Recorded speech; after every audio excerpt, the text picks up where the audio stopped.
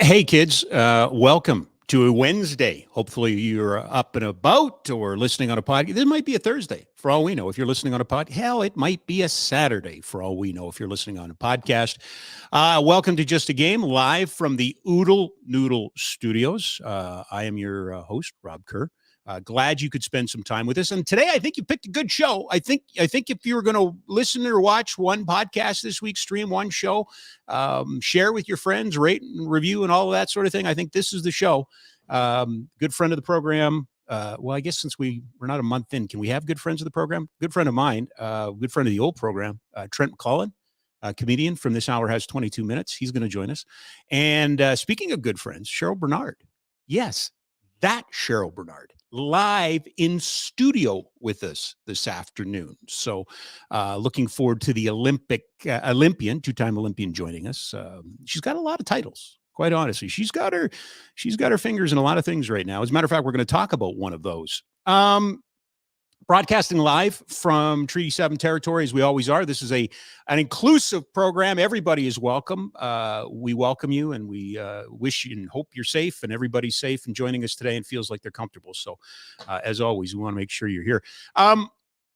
Okay, not good. Not good if you're the local hockey heroes last night.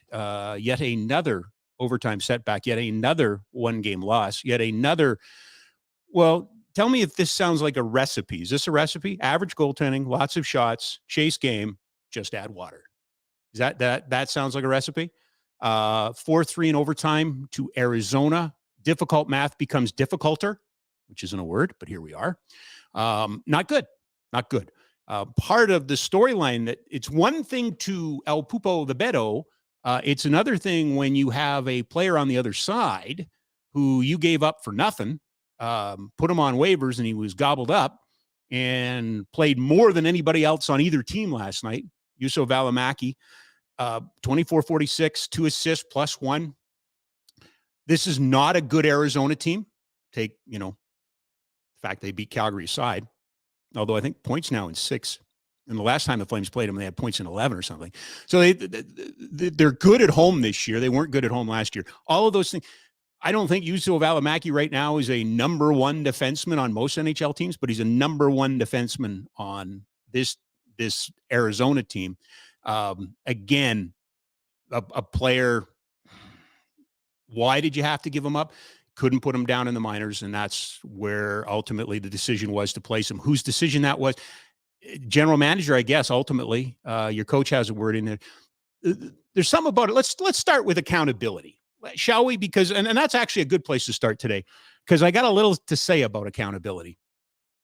We have been, not necessarily in this program, but in certain parts of this program, talking a lot about accountability, holding teams accountable, holding coaches accountable, holding general managers, holding leagues. Hell, we're holding Hockey Canada accountable for their transgressions.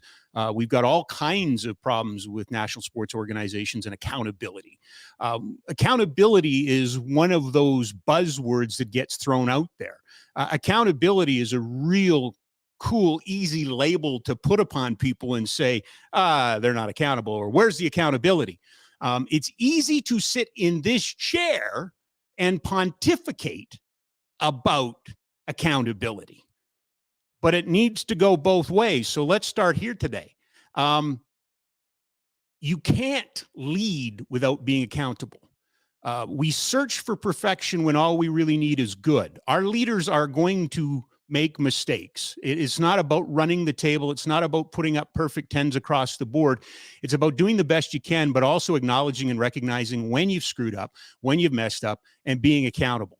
And quite honestly, we live in a very litigious world.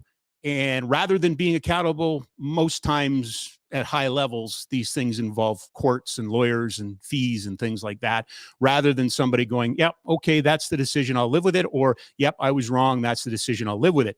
Accountability is something that I believe in. And you cannot be pious. You cannot sit on your soapbox and cast aspersions upon others unless you're prepared to be the same. I owe Ryan Pike a huge apology. Ryan was kind enough, as he always is on Mondays, to join us and talk about the Calgary Flames. And we were talking about captaincy. And he brought up the 03-04 season and Jerome getting the captaincy. And he talked about it. And I said, no, you're wrong. You're wrong. Hey, everybody makes a mistake. That's okay. Everybody makes a mistake. Not only was I wrong, but I doubled and I tripled down on that wrong. It was brought to my attention yesterday. I went back and watched it. I owe Ryan Pike an apology. I'm rolling my eyes. I'm all of those things that humble people aren't. Quite honestly, I was arrogant. Quite honestly, I was arrogant. And I apologize to Ryan Pike. I apologize to you. I think there needs to be integrity in these things. I think we have to own our mistakes. I wasn't wrong. I was really wrong. And I don't know what I was thinking. Might be old age. I don't know. Might be arrogance. Maybe I just made a mistake, but I made a mistake and then I doubled and tripled down on it. So Ryan, my apologies to you. My apologies to anybody that might have been a little bit offended or a lot offended or kind of offended by any of that. Because I was wrong, but more importantly, it's the way that I went about it. I'm not proud of that. And I hope you guys know I'm not about that. So Ryan, I apologize, and I will try to do better. And today I will try to do better with some friends, and today I'll try to do better with you. I think we would all agree that the first month has been, well, I kind of feel like I've been away for a while, and I'm still kicking off some rust. The big butterfingers disconnecting things, and a couple of challenges here and there. And then I think this is the second or third time that I've held myself accountable for something that I've said when I was wrong. And I apologize. I do. And I hope we're going to get better. I think I can get better. I have to get better, but you deserve better. So anyway, I just want to make sure that we're all square on that. Back to Calgary last night, 45-25 were the shots over the Arizona Coyotes. Matter of fact, Calgary outshot Arizona 14-3 in the third, but we're chasing. Arizona got a shorthanded goal early, and Calgary had to chase it down, tied it. But again, the black hole, which is overtime for the Calgary Flames, continues. They lose it I'd say fairly deep into overtime. Power play 0 for 2, killed off the one power play against, or did they? They gave up a shorthanded goal. So I guess you can't really say that. Had just one lead in this game, and then they were chasing. This is a team that they fell down 3-1 the last time they were there a couple of weeks ago and had to come all the way back. They just couldn't come all the way back. Credit Sportsnet and their producer and their directors and their talent for putting up a graphic yesterday of just the lack of offense from guys that should be providing offense right now. Mangiapane and Kadri and the double-digit games that they are. The 2 wins on the road last week against Dallas and Minnesota gave you hope. The loss against Anaheim took it away. Kind of a beat down on a tired team with a 4th or 5th string goaltender maybe gives you a little. But yesterday, unfortunately, just doesn't feel like any steps have been taken forward. It just doesn't. And I think add to that, and there's a lot of social on this today, and obviously it's a talking point is you gave up Juuso Välimäki for nothing on waivers.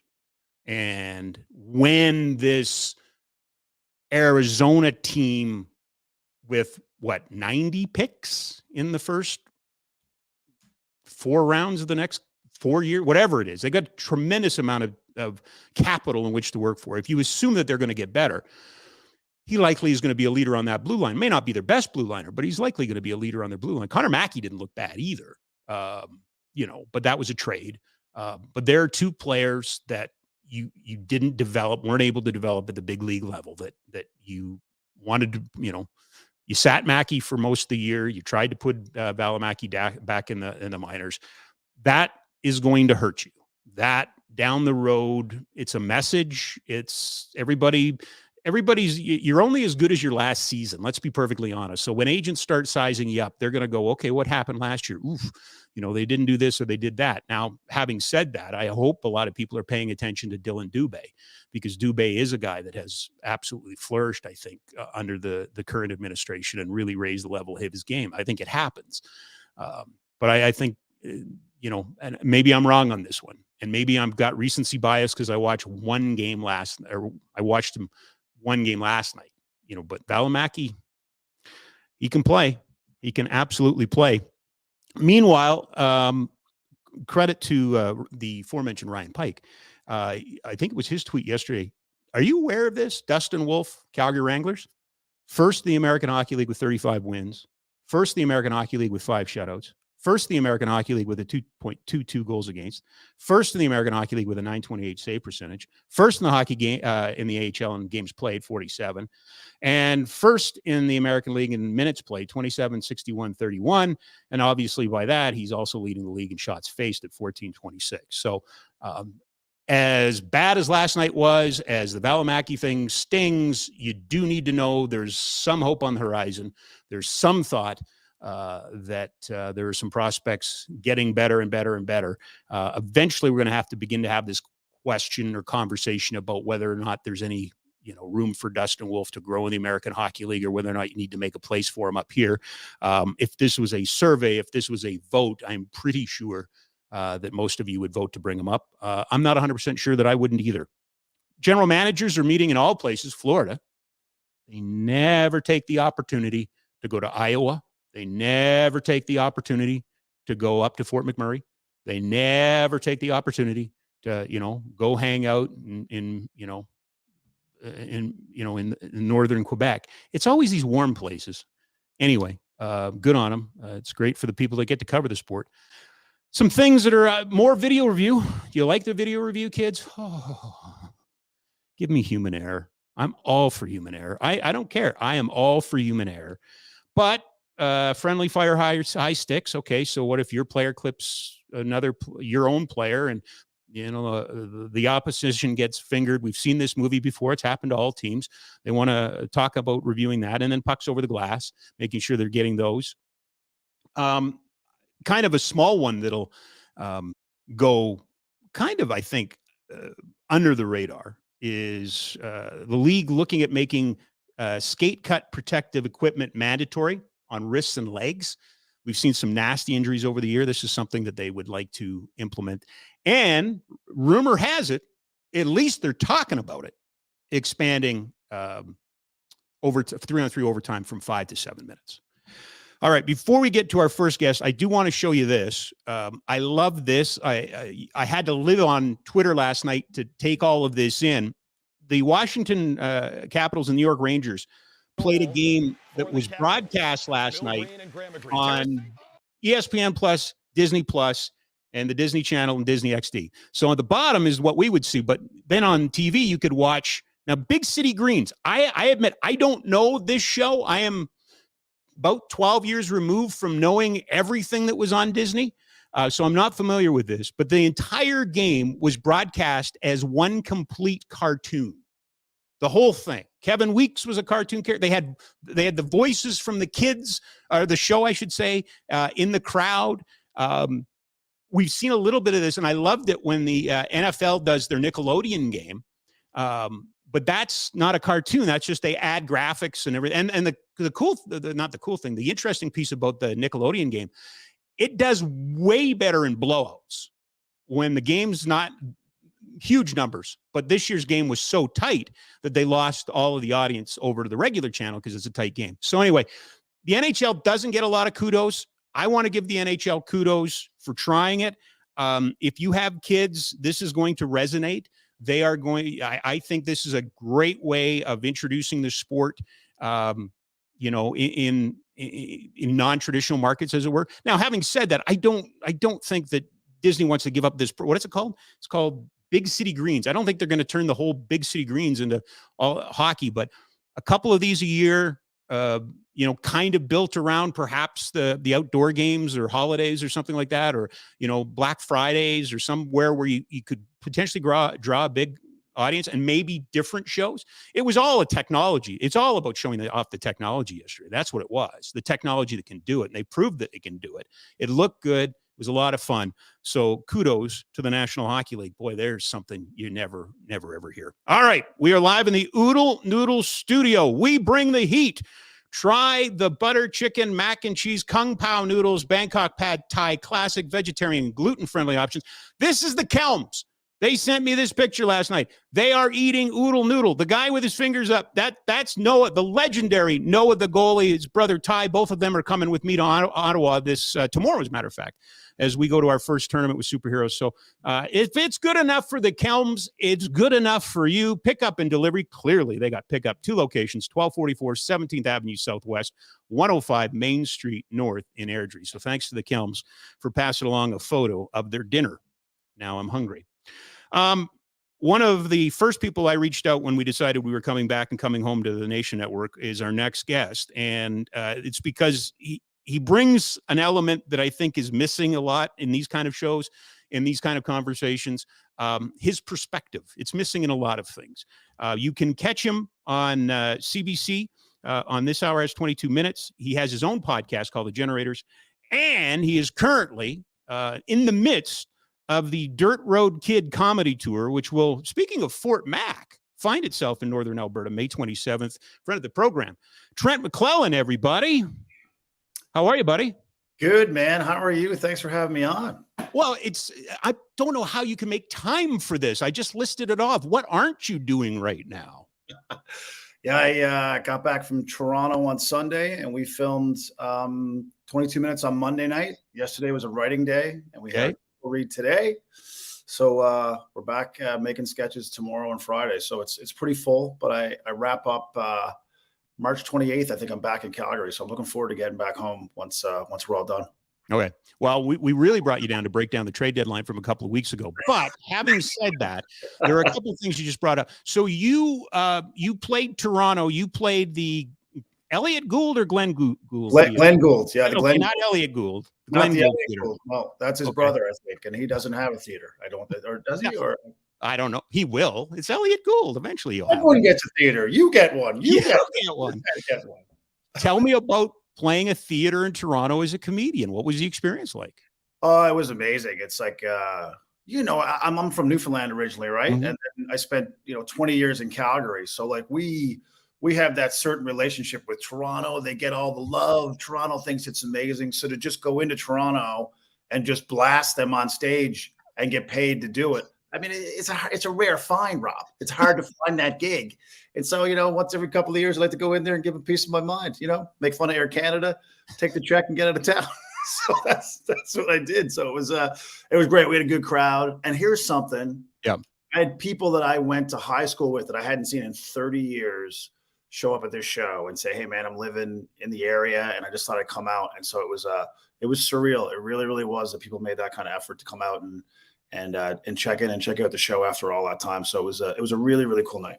So how does Trent Mcclellan reconnect with people from the past? Are you taking a victory lap? Are you wearing shades and, I don't have time for this? Or are you humbled by it? What does it mean when, that's your life, right?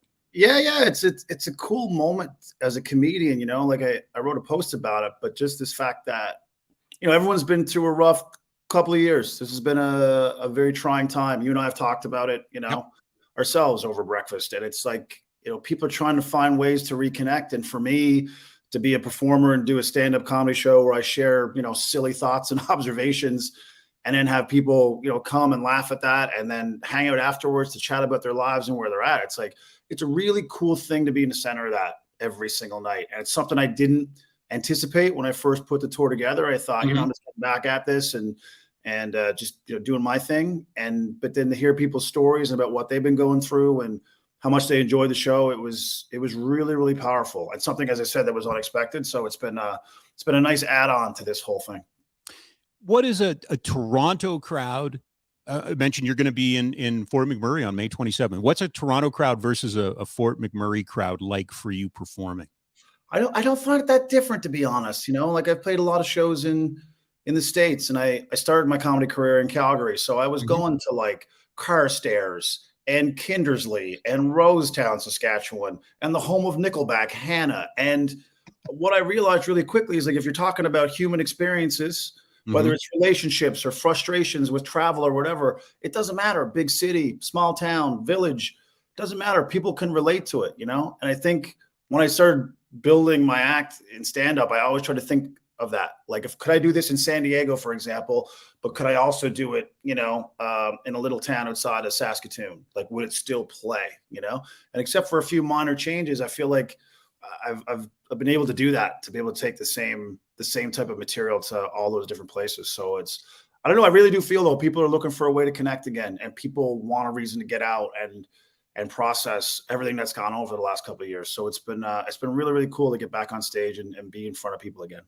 So, difference between a headliner and an opening act. Now you have an opening act.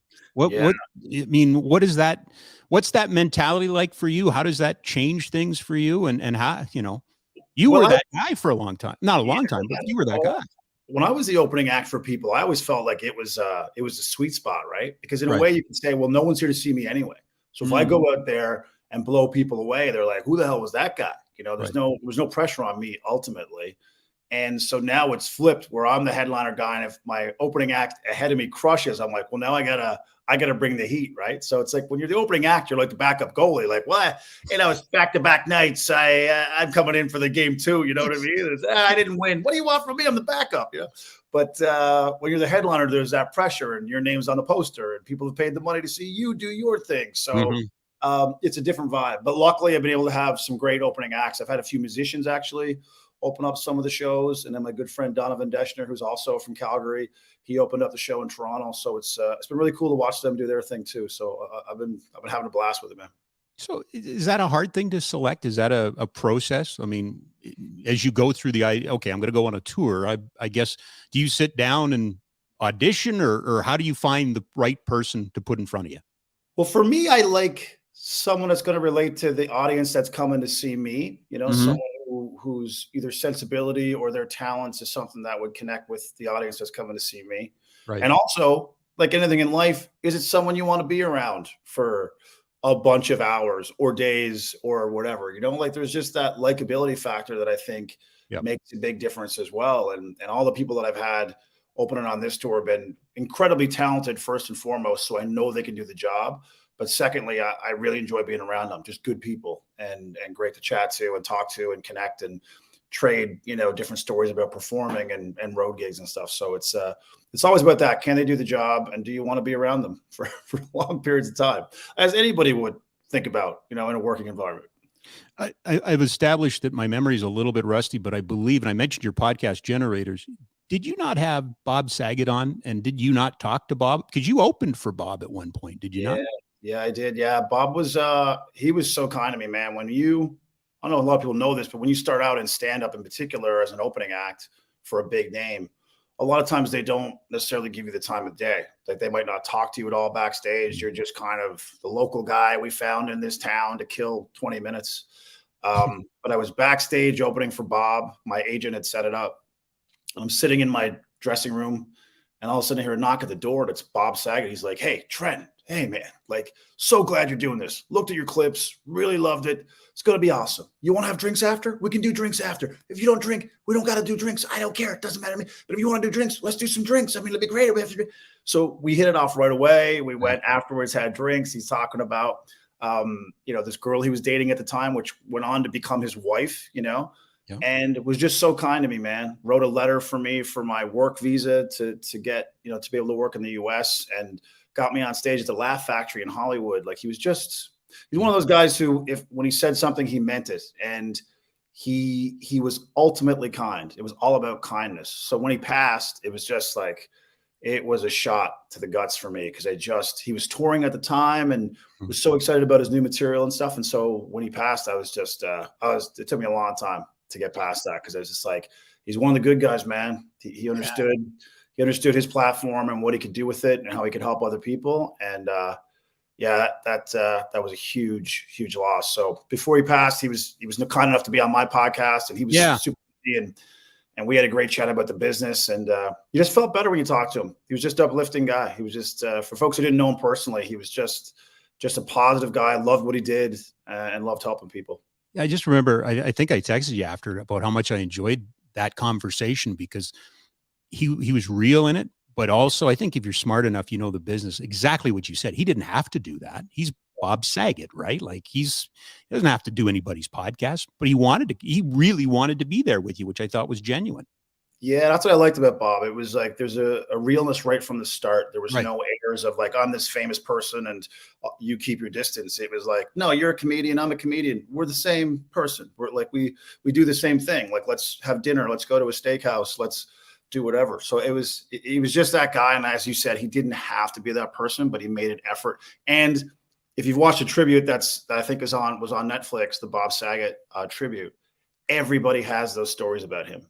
Everybody has those stories about his kindness, him calling to check up on people, following through on what he said he was going to do, just all those things that I think, we remember someone's work when they pass and the great comedy they created or movies or great athletes. You remember them as people. And I think the kindness thing is the thing that you remember the most. And there were millions of those stories from people who were touched by Bob at some point.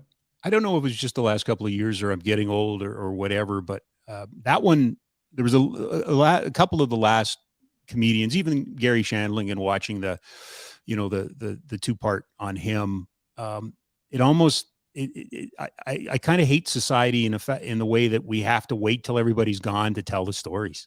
Yeah. Right? Like you were telling the story, you were telling the story on your podcast with Bob, but I wasn't hearing it that way. And then he goes, and then we get the tributes, and it's like, oh man, why didn't we do this while he was alive? Well, we just don't hear it that way, do we?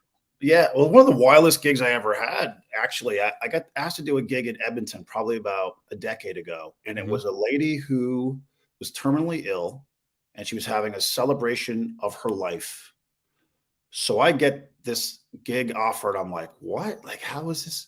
So I show up to this gig and people are done to the nines. It's like almost like a wedding type vibe where people are done up. There's a head table and she's standing there. She looks beautiful. She's done to the nines. Her husband is there. All of her friends, people got up and gave speeches about what she meant to them. And so it was incredibly emotional, obviously.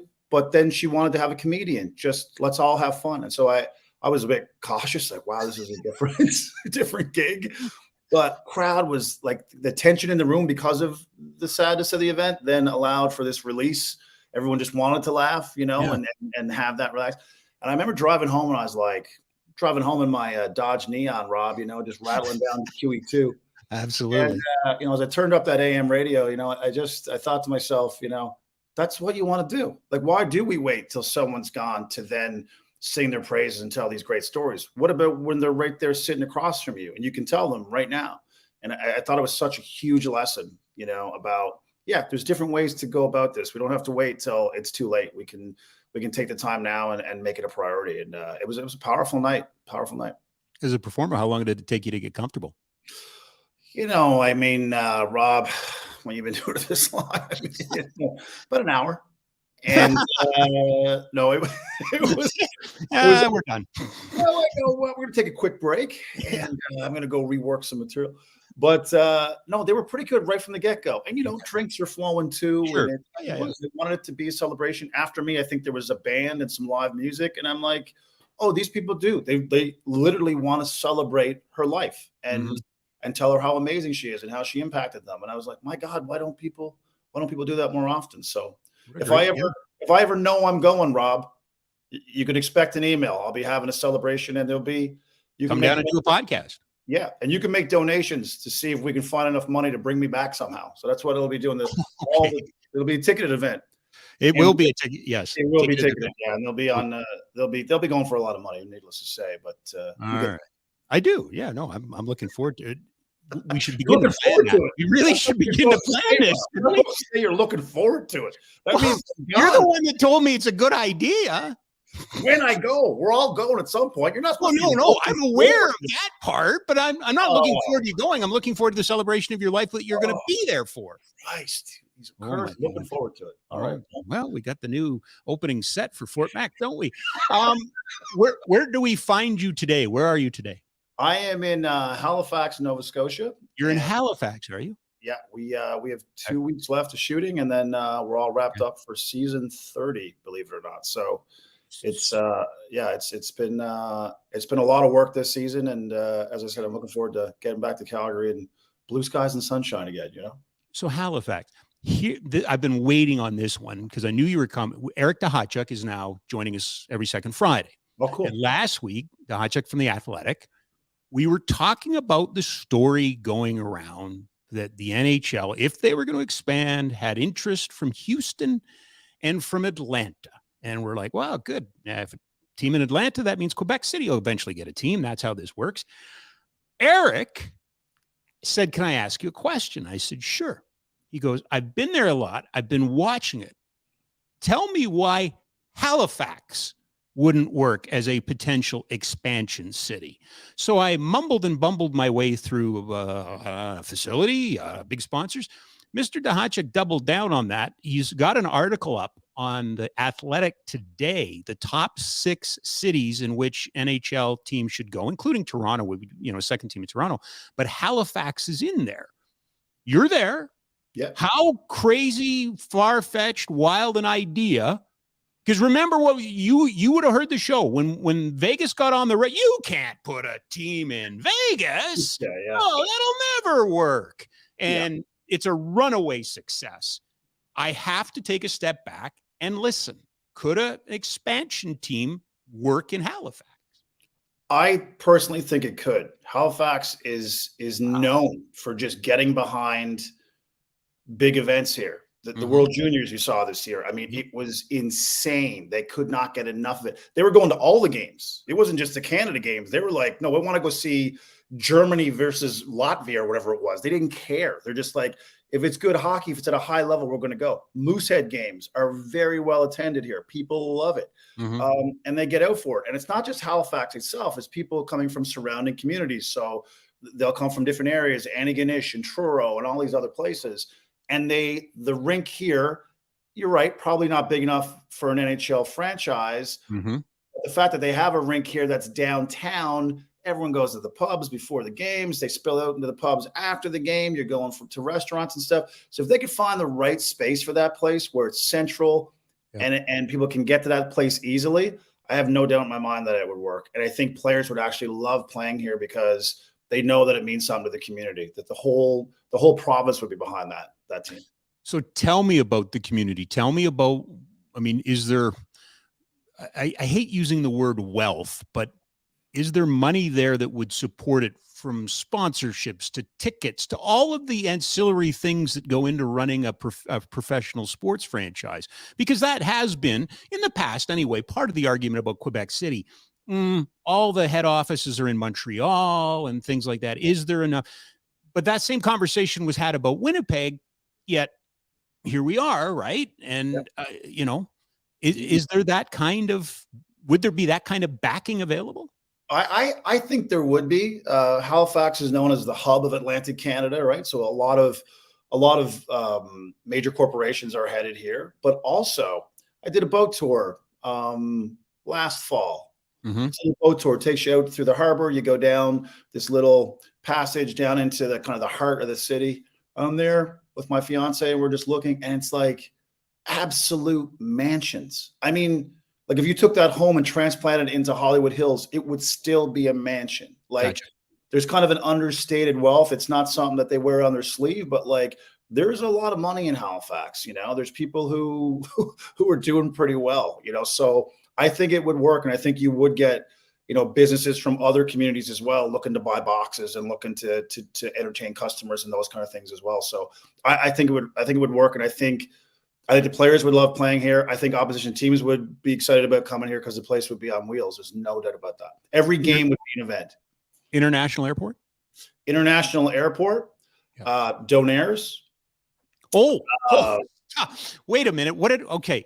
Donairs, then international airport. What was I saying? Well, that's what Gary's saying now. I mean, that's the criteria has changed totally. I don't know if you've seen what Gary's put out, but you must have a quality sandwich or donair type food at an international airport. I think if you have those two, you're laughing.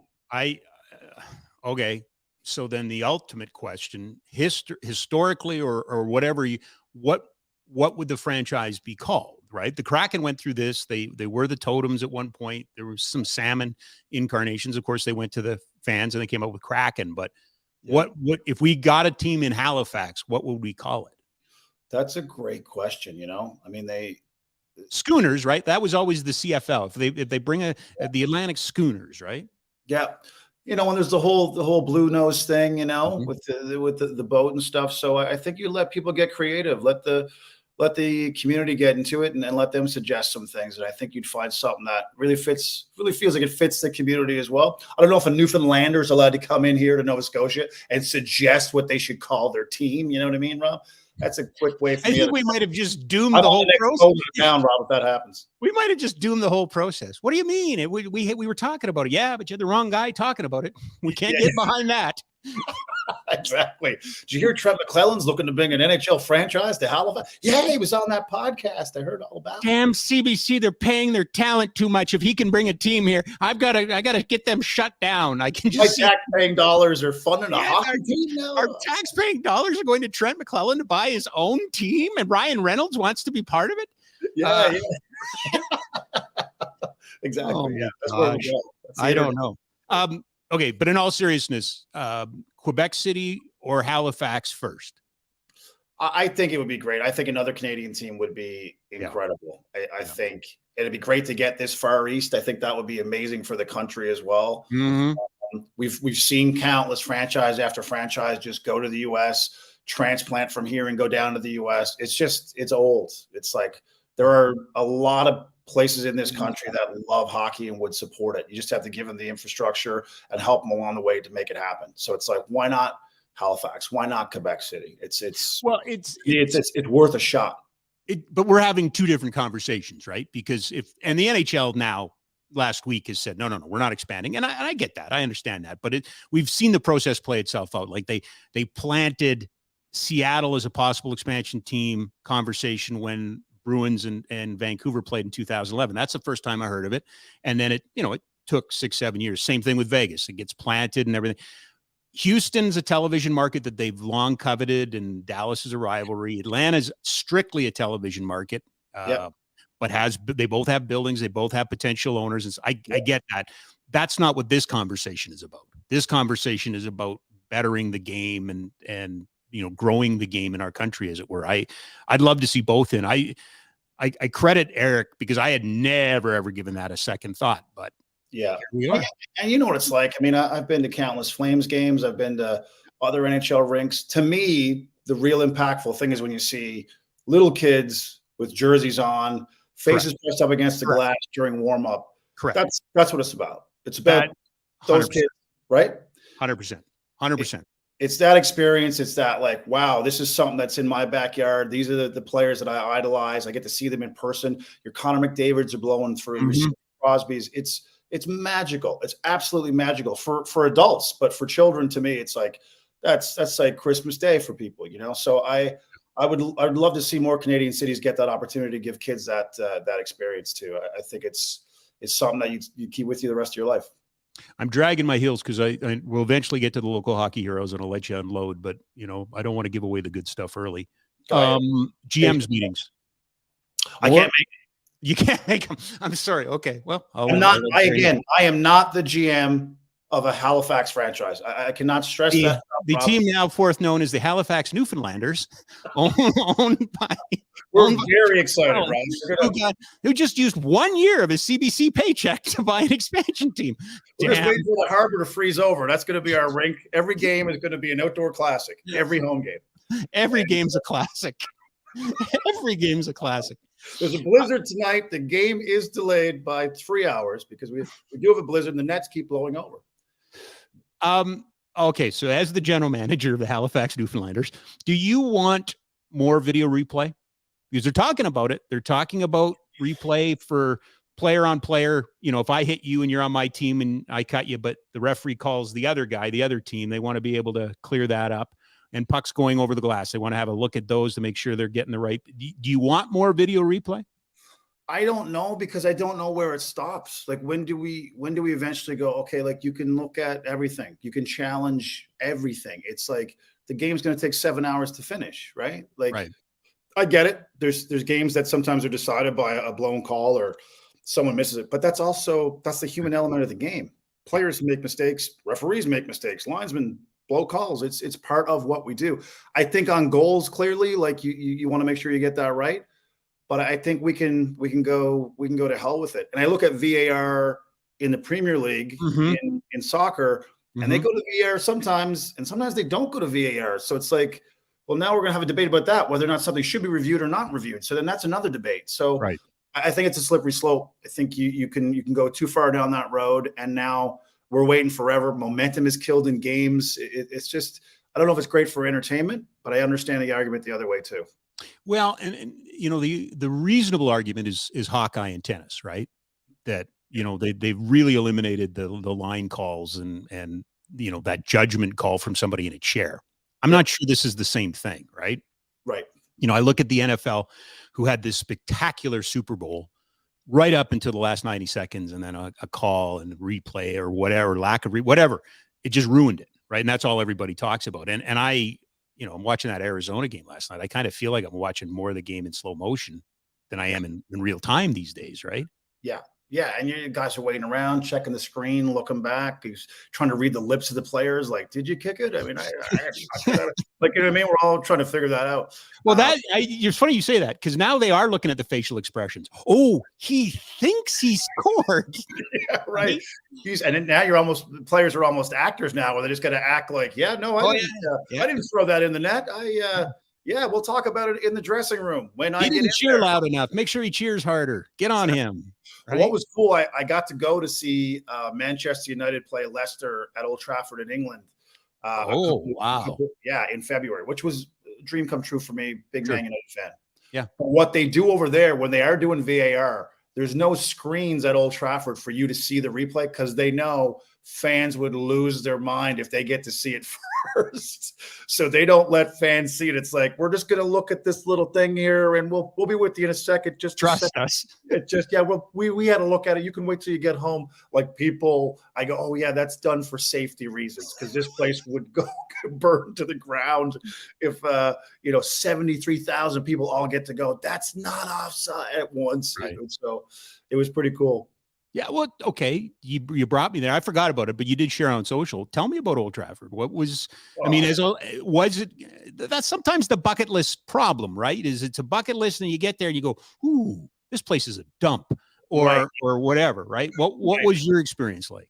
I said to somebody, it's not very often as an adult that you get to feel like a kid again. Mm-hmm. And for me, that was a childlike feeling again, to walk into Old Trafford, just to stand there and take in the immensity of the stadium and all the games I'd watched there on television over the course of my life. And to now be standing there was surreal to me. Absolutely surreal. And yeah, it's an old building. It's the oldest one in the Premier League, but I like that. I like the history of that. Mm-hmm. It's so funny, because I don't look at the Saddle Dome the same way. I don't go like, history. It's like, no, it's time. Let's demolish this. And it was Wrigley Field for me. Like, oh my God, this place is so old. Look at it. It's cool. And then you're right. No, it's time, you know? Yeah. And Old Trafford was like, this is just a classic, iconic sports facility. And so for me to be there, also United put on a show that day. They were flying, lots of goals. I was 6 rows from the pitch. I mean, it was just hear players yelling at one another, barking instructions. I mean, to me, it was a full game experience. It was surreal. I absolutely loved it, and would love to get back at some point to watch another one. And hopefully I shall, before that party that I mentioned that we'll be having. Well, maybe we'll hold the party there. Yeah, maybe you should be excited for that, Rob, as opposed to— I'm excited for that party being there. Oh, man, I really don't want you to die. I hope you know that. Okay, that's clear. That's been put out there. Okay. How would you compare a Premiership sports fan experience to a North American sports fan experience? I think the NFL, NBA, the NHL, they're different, but they're kind of the same, or are they? It's interesting because Old Trafford has a museum within it for Man United. So you can go to the museum, and it's from the start of that team, the history, the boots, the jerseys, the players, the Munich air crash they had in '58. They had luggage from the actual crash itself in the museum. This is all in the stadium. So you get to walk through this historical, beautiful facility. And then, so when you go to the game, you're loaded with all this history and emotion, and it just means more. It just does, because it's the whole community is getting behind it, and you're getting to see a timeline of everything that not just the sports franchise has been through, but the people have been through who live there and what they've experienced and the pain and the hardship. And so to me, it's just a different vibe. It's just a different vibe. And to have 73,000 people all singing a song for one particular player all at the same time, it's surreal. Sometimes you go to a Flames game and people are like just chatting for a bit and they're like, oh, this is okay. So anyway, I don't know. I'm on Deerfoot for 3 hours, and they check back into the game. It's not like that when you watch a Premier League game. It just feels like European sports are playoff games every game, and North American sports playoffs are great, but October, November hockey is not, April, May hockey. It's not the same. Yeah, no. I mean, you're playing Phoenix on a Tuesday night in February. It's not the same juice, right? It's just not. It should be, but it's not. And that's the big difference, I think. But I think that history being built into the building, I think, is a huge part too. To go, let's tell you what you're about to see, and you're about to see the most current version of that. And let's show you where it started. I think is a really cool touch. Is it going to be hard for you to go back to Atco Field? No, I can't wait for Cavs games. Okay. I'm happy in the summer, Rob. It's cold beer, hot day down at Atco Field. Cavs come out wearing their reds. Tommy Wheeldon's got them fired up. I'm a happy man when that's going down. So I'll be there this summer. For sure. I just thought maybe now that you've been to the Premiership that you might become a snob. No, I'm never going to be that guy. I mean, even though I'm the GM now of an NHL franchise, I don't think I'll ever change my stripes, Rob. Well, don't change. The GMs that change, those are the hard ones to deal with. But if you can remain grounded as a general manager, that would help. That's key. Okay. Great.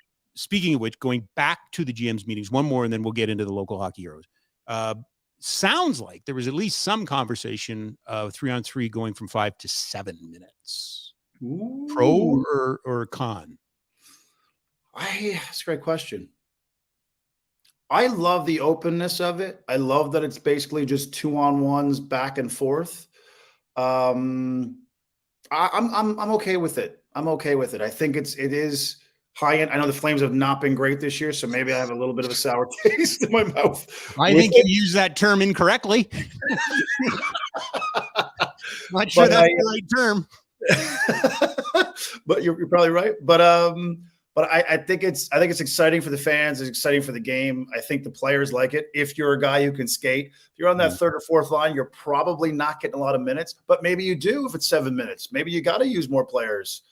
So maybe you're going to get some ice in OT if they go to 7 minutes instead. But it's been entertaining. There's needless to say, but the Flames have not done a good job at it this year. It's just like that. I don't know why they doubled on that guy last night. Like, why did both of you go to the same guy to try and pick his pocket? And it's like, anyway, I can't go there.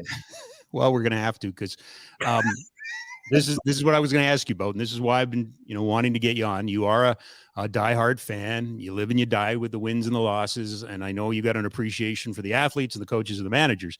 This season, dude, in many ways, it's none like I've ever seen before, but somebody made the observation, but it does kind of fit the good season, bad season that we seem to have seen over the last 2 or 3 decades with this club.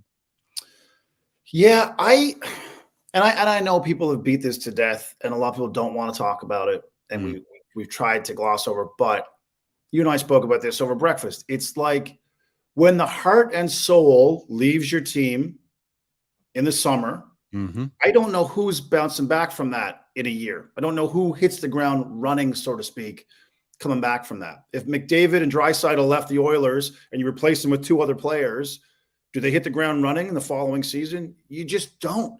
And I think every Flames fan had a storyline in their head as to what was going to happen.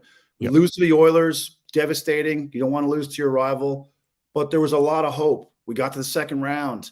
We get a few breaks. Maybe, that call, Coleman's goal is a goal. Maybe it's a different outcome, whatever. Sure. Yeah. So we're all thinking going into the summer, another year of experience. We finally busted through the second round. Johnny scored the big goal against Dallas. We're thinking, next year is going to be the next step. And then, boom, it all goes to shit. And Brad did a great job. Don't get me wrong. I think Brad Trello did a great job. You got to find 2 new organs. You just lost 2 organs out of your body. You got to replace them with 2 new organs. And he did that job to stop the bleeding, but that's not the same team. This team this year outshoots teams every single night for the most part and can't get goals. Last year's team, if they were outshot, they still would have found a way to score 5. If they outshoot you by 10 shots or 20 shots, you're getting blown out with last year's Flames team. Yeah. And so, I mean, we all act like these players and coaches and general managers are robots and we're paid to do a job and we show up and, you turn the page and you move on. They're human beings. And I'm telling you right now, that had to be gutting. And when you're sitting with the position the Flames are right now, where your out-shooting team is most nights, you can't help but think about that, about the 2 guys who walked out the door. And I'm not blaming the 2 guys that came in. I think they've been good off and on at different times, but that is not the same hockey club as we had last year. It's just not. And so I don't know what the answer is. I really don't, because it's been the most frustrating thing to watch. Like the game ended last night and I just swore and just turned the TV off. That's what I've done 40 times this year. Swear, turn the TV off. I don't wait for the highlight. I'm done. Right. So. Right. To me, the goaltending has been perplexing. The 1-goal losses have been perplexing. It's all fixable though, Trent. Like, I mean, are you throwing the baby out with the bat? I mean, this isn't a rebuild at this point, right?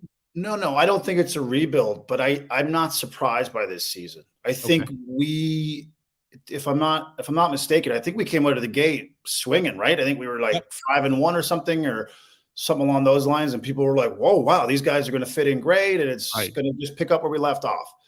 That wasn't reality, right? Right. And no one could have predicted Markstrom's swings this year. I don't know where he went or what was going on. Right. Obviously, he's a new dad. There's a lot of stuff going on. We don't know, all the details of someone's life and personal life, but offense has been hard to come by. And it defeats you as a team when you're out shooting another team and you're looking up at the scoreboard and you're down 2. They've blown a lot of leads this year as well. Whereas last year that would not have happened. If they got it to 3-1, it's going to be 5-1. It's going to be 6-1. And so I don't think it's a lack of effort. I think the effort's been there every single night. I think they want to work hard. I think they're trying to do the right things, but when you're not scoring and the guys who should be scoring are not consistent doing that, and your goaltending is not consistent, you get inconsistent team play. And that's what this Flames team has been this year.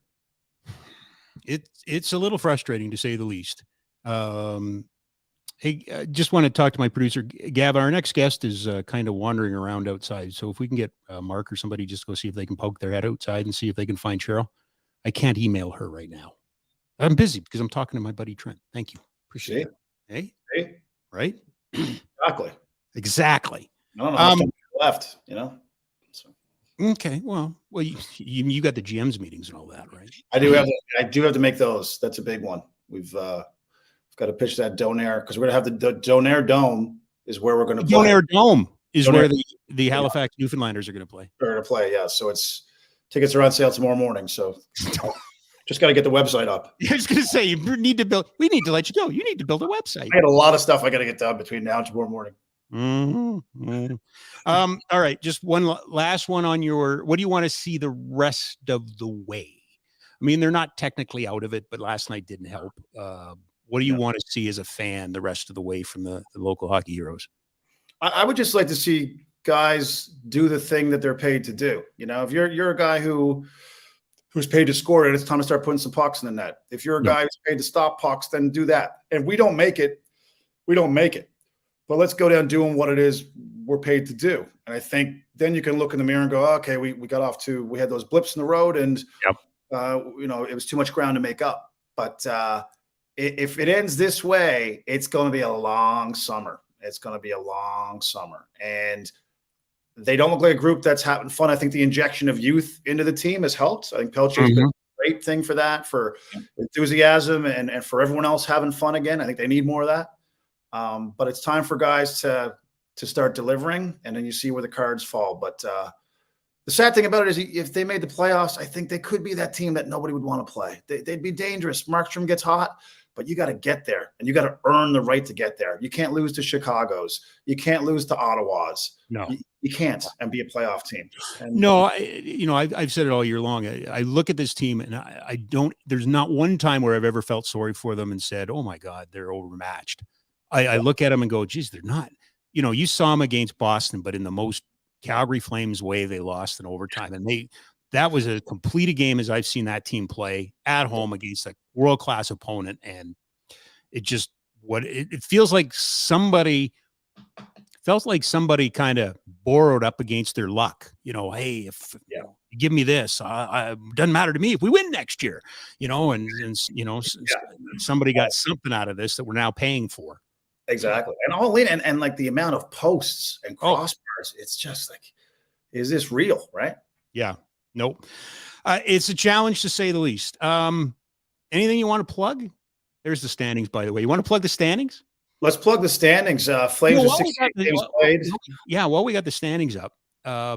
Who are you taking in the expansion drafts now that you look at these rosters? Oh, dear Lord. I mean, obviously McDavid, right? You'd take McDavid. I would take McDavid if he's left. Yeah, if he's left exposed, I would take him. Okay. Who are you taking from Calgary in the expansion draft? Oh, wow. Like, who do you think would be unprotected? Like, who do you think right now? Yeah. Everybody except Pelche? Backlund? Everybody except Backlund and Pelche?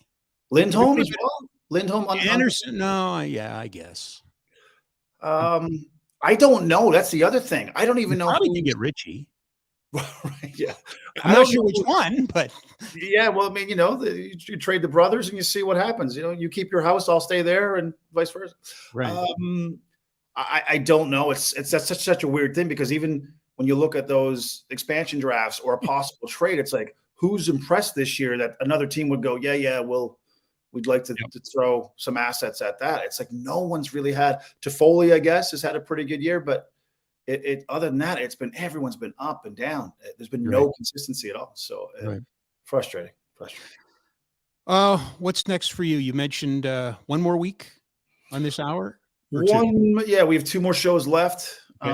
It's about a week and a half. I have to host the East Coast Music Awards this year. You do? It was what Critch said. Nah, I don't want to do it. Give it to McClellan. He'll do it. He's like, I got too many things going on, man. Hey, can you take the keys to this? So I was like, oh, okay. I got to host the Halifax Comedy Festival as well, just days before that. Oh, of course you do.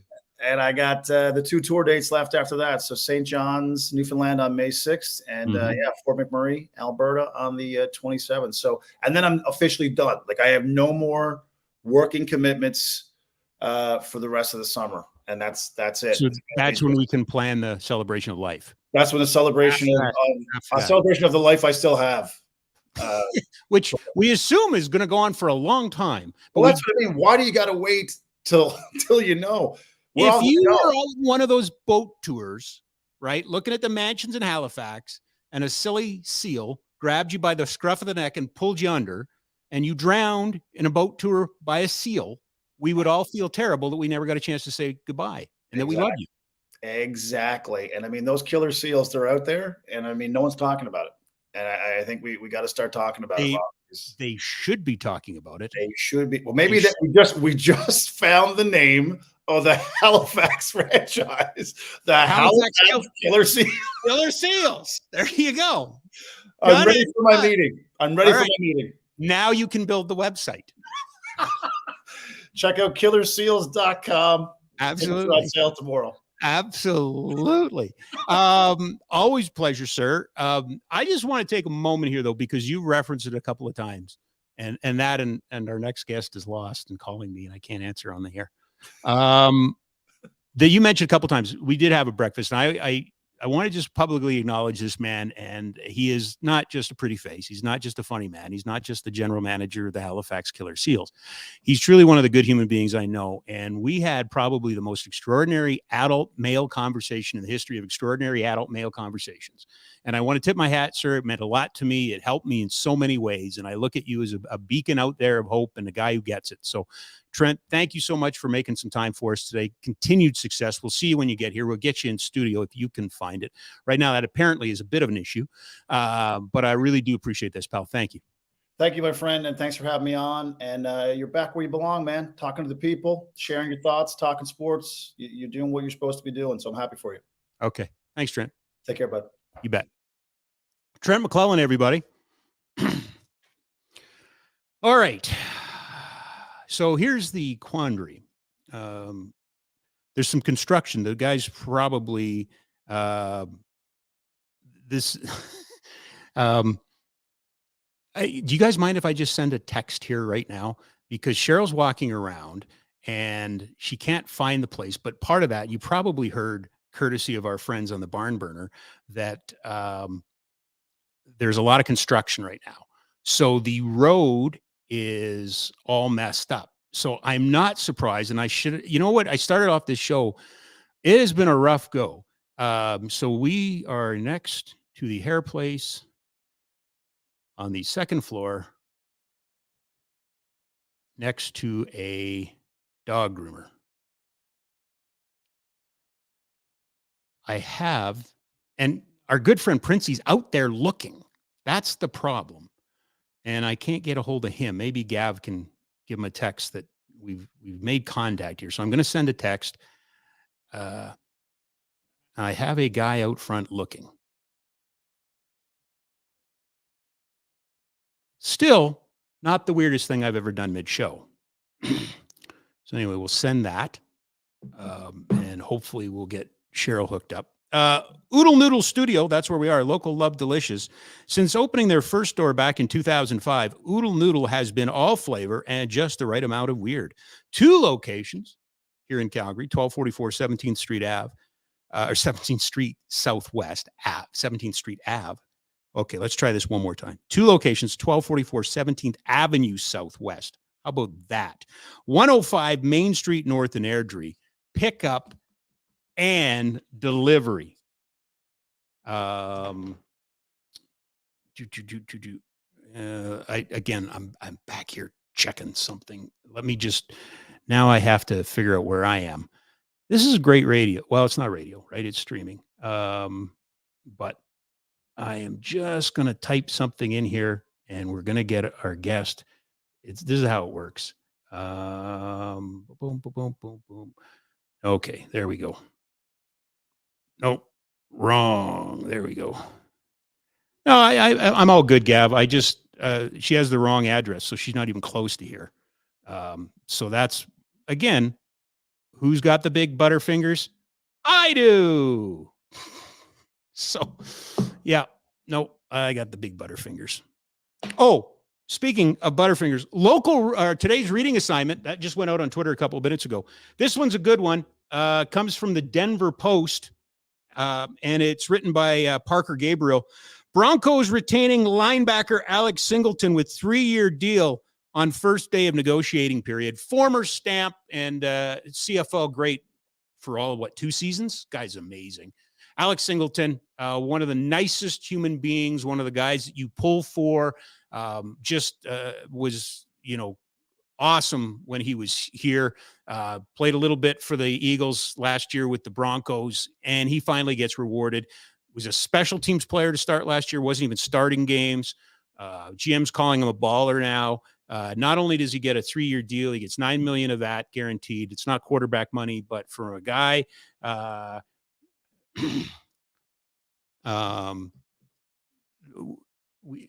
guy that we can't do it by phone. That's all right. All right. There we go. He's done it the right way, and not all Canadian or not all CFL players going south of the border make it. Not all CFL players go south and have it work out. Some do with varying degrees of success. Cam Wake stayed for a long time. On and on that goes, but really happy for Alex Singleton because, again, we got to know him a little bit here in Calgary, and was important to it was as important to the organization off the field as he was on the field. Great leader, great community ambassador. Funny enough, for our next guest, who's on our way right now, don't worry about it. We're working through this stuff, guys. We'll get there. Works for Special Olympics, is active on social, has remained actively supporting the Stampeders and the CFL product since he left. It just was so exciting for a lot of people to hear that, again, football is a different sport, lack of guaranteed contracts, but, he's getting $9 million guaranteed. That's a paycheck he would have never gotten here in the CFL. Good on him. Love the kid. Hope he does well. They love him in Denver. Yeah. So I thought that's a good one. So if you want, good article by Parker Gabriel from the Denver Post, get some quotes in there. Obviously, Singleton's really excited, and I know he's got a lot of friends still up here that are going to be really, really, really excited. Couple things that are going on we should make mention of. Flames are off until tomorrow when they take on Vegas. The World Cup of Baseball, World Baseball Classic. How about we go with the World Baseball Classic? Underway, Canada and Mexico. Both teams come into this 2-1. Canada yesterday with a 5-0 victory over Colombia. The Mexicans last night, this is crazy. They played last night at 8:00 our time against Great Britain, and then started this game at 1:00 our time this afternoon against Canada. But that is the way this works. So both teams with 2-1 records. Obviously, the winner of this is going to advance. The U.S. is in the same position. No Freddie Freeman. Freddie feeling a little tightness, I believe, in his quad or his thigh. So they've shut him down, at least for now. He is isn't in this game today, which is a blow, obviously, for Canada. But my understanding is, with the rules being the way they are, he has to, or Canada, I should say, can't replace him on the roster until the next round. So just one more game to go. But no Freddie Freeman, which is obviously a threat, a bat, and a leader that Canada could use in this event. So he won't be playing in this one. Hopefully he comes back. But I would imagine there's a whole lot of Dodgers fans that are just thankful and hopeful that he's going to be ready for the start of their season. And that's kind of the craziness. And we talked a little bit about this. It's, you look at all these best on best competitions, and this best on best competition just doesn't work. The way that the pitching is all restricted, the players, they can't go all out. I think at the end they get pretty close to the right teams winning. I think at the end we've seen the Japans and the United States and the powers that I think we all accept are in baseball, eventually get to the end of it. But if you ask me, outside of stopping baseball like the NHL did with the Olympics and creating a 2-week window in July around the All-Star game and saying, okay, we're going to have the World Baseball Classic now. I just don't know of a scenario in which the way that you manage pitchers now, the way that you manage even your premier hitters and your premier positional players, I just don't know if you could ever have a lay it on the line, balls out, best on best competition.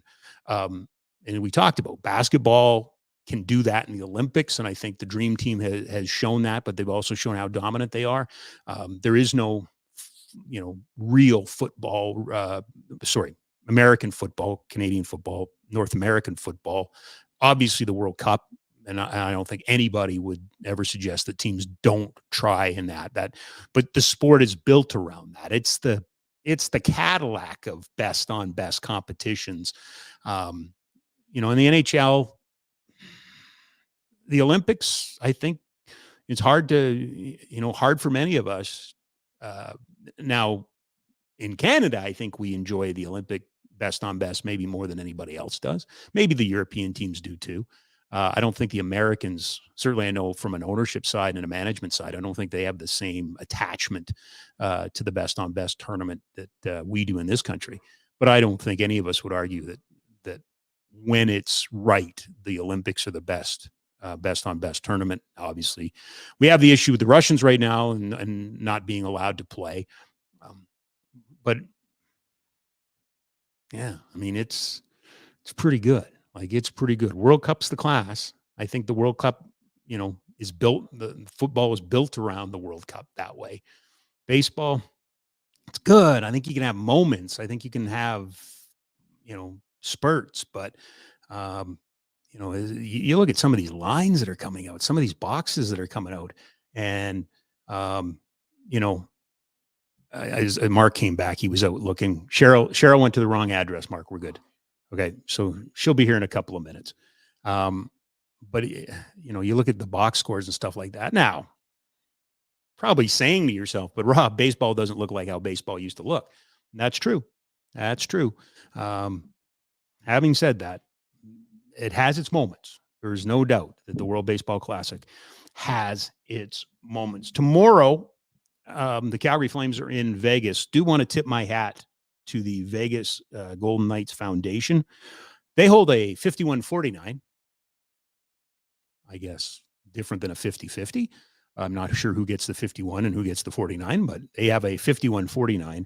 The proceeds tomorrow in the game against Calgary will go to fight ALS in honor of Flames assistant general manager Chris Snow. So thought that was a real classy move on behalf of the Vegas Golden Knights. And I think hockey has certainly rallied around the cause of the Snows and have everywhere they go, have been recognized and appreciated. We will have Kelsey Snow joining us on Monday in studio. I will doubly make sure she has the right instructions. But looking forward to that. Ryan Pike on Monday as well. And coming up on Friday, Danny Austin is going to be your host. I will be in Ottawa with the Superheroes team. I will join you in hour number 2. Just a reminder, we are live today from the Oodle Noodle studio. We're not just crazy about noodles. We put the same energy back into the community. 2 locations, 1244 17th Avenue Southwest, 105 Main Street North, Airdrie, pickup and delivery. Well, after I sent her on a wild goose chase, we're very excited that our very special guest can join us. She needs no introduction, although I'll give her one. President and CEO of Canada Sports Hall of Fame. We'll get into this part in a second. You know her and love her from TSN as a curling analyst, 2-time Olympian and Olympic silver medalist, and she is the co-chair of the Special Olympics Canada Winter Games coming to Calgary 2024. Cheryl Bernard, kind enough to join us in studio today. Sorry. That's all I can say is sorry. Well, it wasn't quite all your fault. I had the wrong address. I had parts of it right, not all of it. No, and the part of it was you were calling, and I'm looking, and I'm going. I'd love to answer this phone, but I'm busy. I'm busy. But enough. You got here. That's all that matters. And thank you for being here. Oh well, I appreciate that. Okay, Briar, Scotty's just happened. But you didn't happen. Where were you? Oh, I stepped back this year. My role at the Hall of Fame and doing TSN, and you're on the road for 2 months almost at a time. So I had the best seat. I sat on the couch and watched it like everybody else, and it was really good. What was it like watching and not being there? What did you have to shut off first?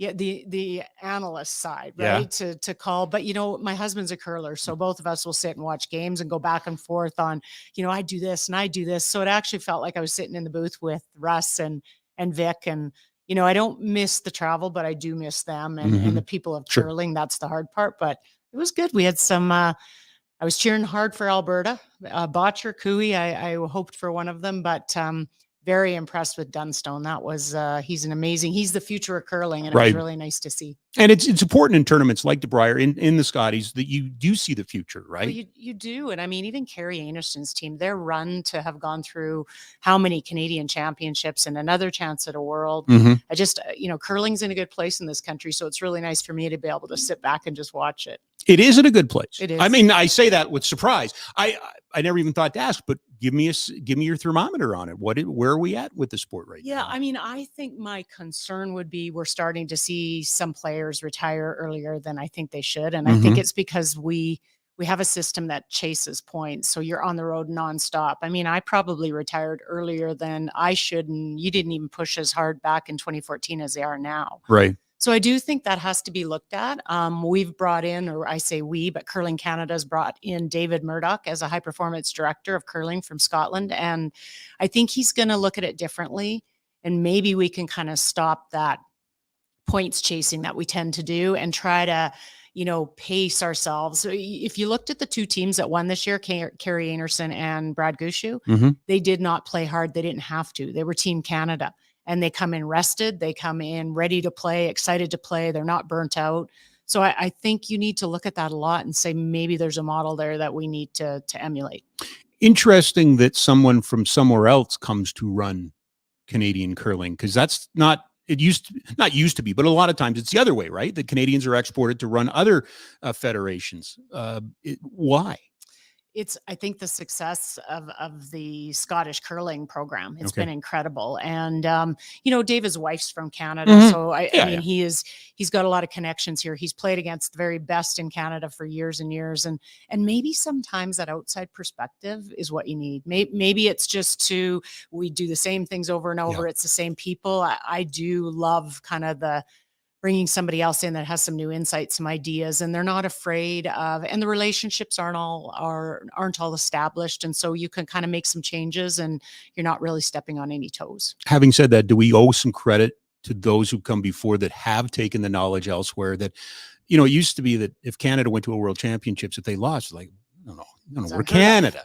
But now some of those sometimes they're losing to countries you go, all right, well, I didn't even know they played. Yeah. Is the international game better than it used to be? And that's a great point. I think a lot of times we go, what are we doing wrong? What are we doing wrong as a country? Well, what are the other countries doing really well? Right. They have been quietly behind the scenes, all the Asian countries. You look at, Italy. I mean, Italy's got a great men's team now, and they have been quietly getting better and better. And they've been, hiring our Canadian coaches, Mhm. and they've been learning from us, and they've been learning from Scotland. And so suddenly it's hard when you're the guy at the top of the mountain. I Mhm. think that's how the best analogy. People are always figuring out ways to get to the top of the mountain.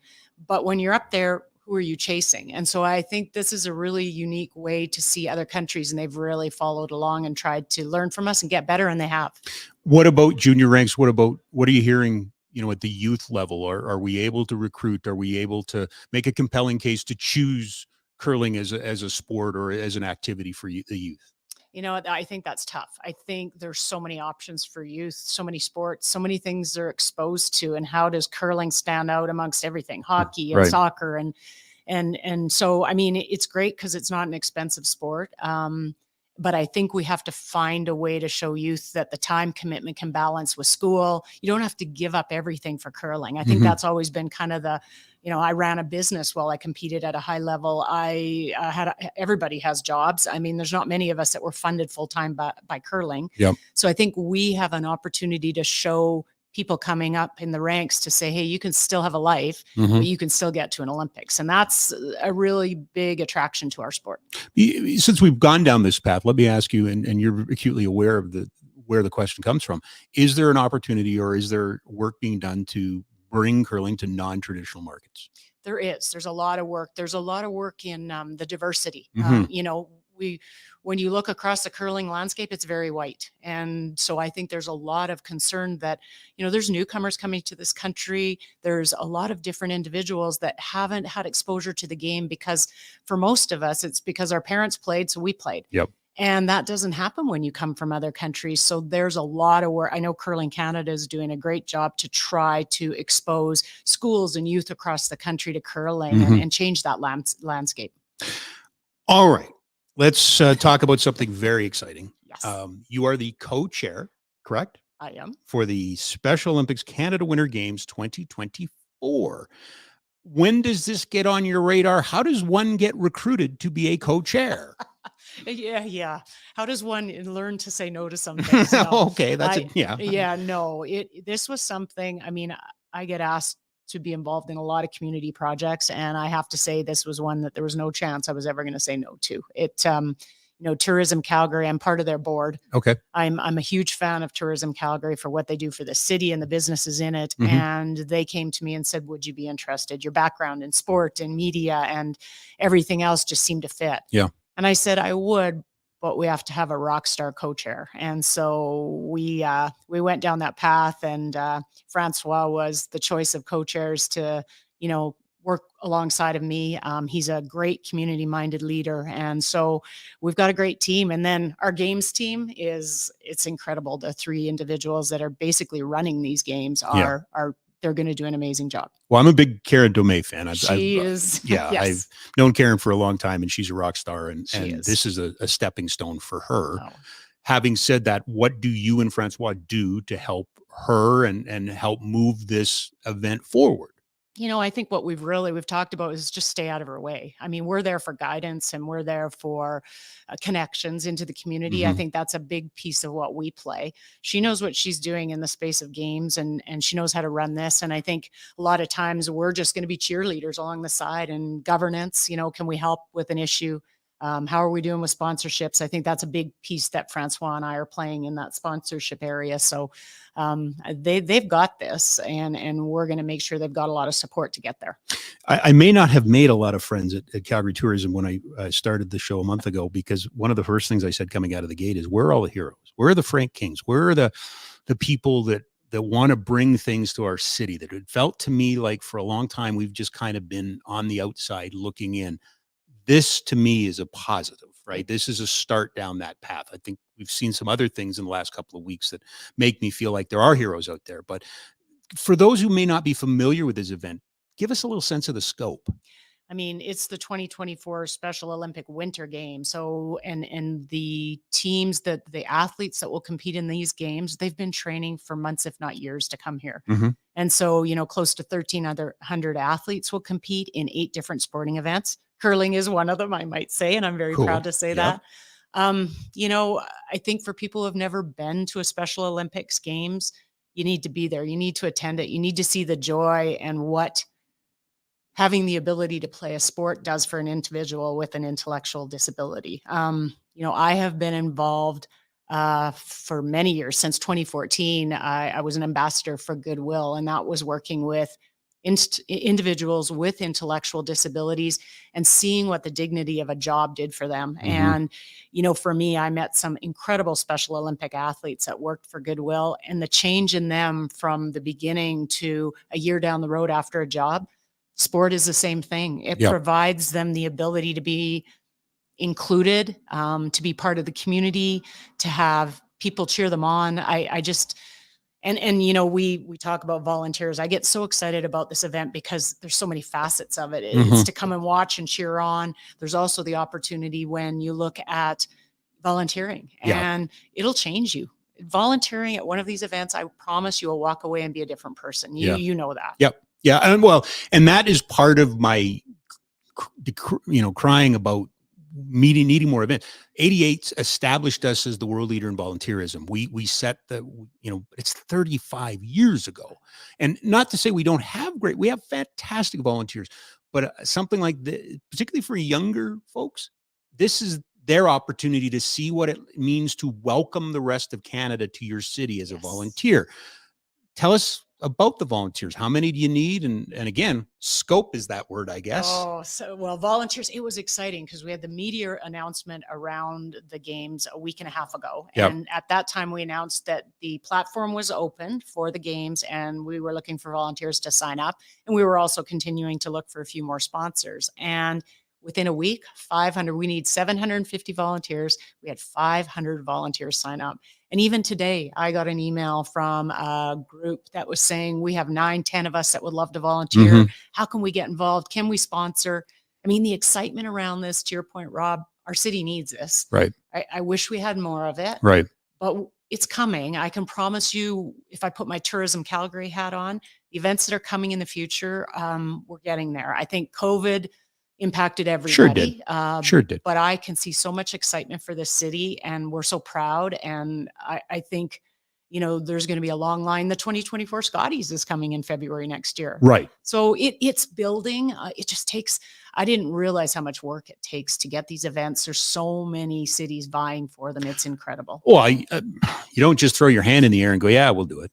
I mean, we've been down this path, and we can come back and talk about, Calgary in a second, but to me, this is a really interesting time for this event, because I think if it's evolution is the right word, but we are becoming better at recognizing the work that these athletes and their coaches put in. We are better recognizing that this is competition. This isn't just, oh, isn't that nice? Isn't it? No. You qualify to come here. You are part in. This is legitimate competition for the right reasons, right? Ours. I mean, I just feel I understand the work they put in to get there. I mean, going to an Olympic Games myself, I know sweat, blood, and tears and family commitment. And for a lot of these individuals, their families are a bigger part of it than probably ours were. Yes. They have to be there. They have to support them. We were fortunate enough, our games team, to go up to the opening of the provincial Yes. Special Olympic Games. And the passion when these teams walked in and how excited they were to compete and play on a level playing field with all of the other cities that were going to be in attendance from around Alberta it's incredible to see. And they're there to compete. There's nothing else happening. They're there to compete. When they're done, they'll cheer each other on. But it is about competition and the hard work. Yeah, there's a purity to it, right? There Yes. really is a purity to it. Through our superheroes program, we had a couple of players go up and compete, and one, Harrison, came back. He was bowling, and his mom said, "Tell Coach Rob about your experience." And I said, "What did you do? How did it go?" "Oh, I had chocolate cake." "What?" "Yeah, I had chocolate cake. It was great." "Tell him about your medal." "Oh, I got a silver medal." Like it was just the best, right? Like out of the mouth of babes, right? There's a purity to that competition. They go and they try and they, and we have better, not perfect. We have better representation. I think of Chris Sutter and what he's been able to do to bring attention to the work that these athletes do. The Calgary Booster Club for recognizing a Special Olympian every year as an award winner. I think there's a societal conversation to be had about what we can do to recognize everybody's, participation in sport. Well, and I think, one of the big conversations we had around these games is, what is the legacy going to be? What do we leave? We don't want to leave a statue, and we don't want to leave a building. What could we leave as a legacy? And all of us came together and agreed that what we wanted to do is create awareness for hiring individuals with intellectual disabilities, creating a more inclusive Calgary and Alberta. Why is there not more opportunities for you or I to pick up the phone and say, how do I do this? Right. I'm going to tell you a quick story. I golf at a golf course in Calgary called Silver Springs. Yep. And there is a gentleman there, Josh, and they hired Josh about 5 years ago, and Josh wouldn't say a word. He's a Special Olympic athlete in golf. And wouldn't say, kept his head down. 5 years later, I went golfing with Josh this last summer, and it was an incredible opportunity. I see him out every men's night now golfing with the men. He's come out of his shell, and it's again, we talk about the inclusive feeling, the dignity of a job, what sports does for your life. Right. It's allowed him to be part of the community, and that's just such an incredible thing to see. But Josh isn't the outlier. That's the outcome. Right. And we've got to get past that. And so the legacy of this games will be to create opportunities in the workforce that, we could talk about 88 and the legacy that it left. Right. But 3 years from now, we'll be looking at employment opportunities for Special Olympians that maybe weren't here before. That's the goal. Exactly. That's amazing. The goal. It's to create more awareness around hiring individuals with intellectual disabilities. It's having counselors available through different organizations that do this professionally, but more of them available, so you or I can pick up a phone and figure it out. Right. 8 sports, 7 venues. Yes. Spread out, really representative of Calgary, and I'm happy to see my friend Wayne and 7 Chief Sportsplex Satena is going to play host to a couple of events. It is. There's so many of the venues stepped up. The Olympic Oval stepped up. WinSport's part of it. The Nutrient Center, the Big Four. There's going to be some opening and closing ceremonies. The most important thing when we were up in Alberta or in Edmonton, Strathcona.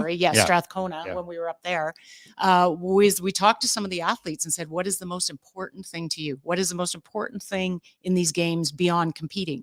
And they said, the athlete dance at the end of the event. It's really important. So that's one of the things, that's our other outcome from these games, is that we want to make sure we put on the best games for these athletes. And if part of that is making sure that athlete's dance at the very end of this event is the very best they've ever had, we're going to make sure it happens. Let's talk about support. I do know that the Flames Foundation has stepped up. Who else do we need to tip our hat to, and where else can people help? I mean, where do you need help? Yeah, no, I have to say right away, Francois Poirier, CEO of TC Energy, Yep. he stepped up, but just not in a monetary way. TC Energy is one of our premier sponsors, but they're also all of their staff. Employee engagement is incredible. So they're stepping up as volunteers to the game, which has been a big piece for us. And you talked about the Flames. They were in within minutes. They wanted to be involved in this. It's important to them. Yep. We talk about Evans Hunt. They stepped up as well. Blake's law firm and a lot of their partners in law have stepped up. They want to be part of it, volunteering, donating. You know, we've just had some Tourism Calgary. I mean, Yes, they're yeah. putting a significant amount into supporting and bringing this event here.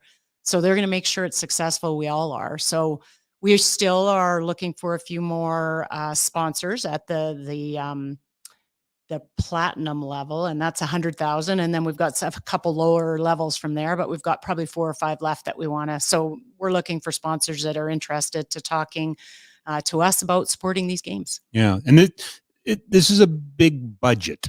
I mean, you don't have to give me a number, but my understanding is we're not, No. this is a significant investment and, you know, obviously we'll reap the benefit, but this is you need that help. We do. Yeah. It's important. I mean, to put on games like this, these are big games. These are not small events. Yeah. So we need them. And so that's the biggest piece.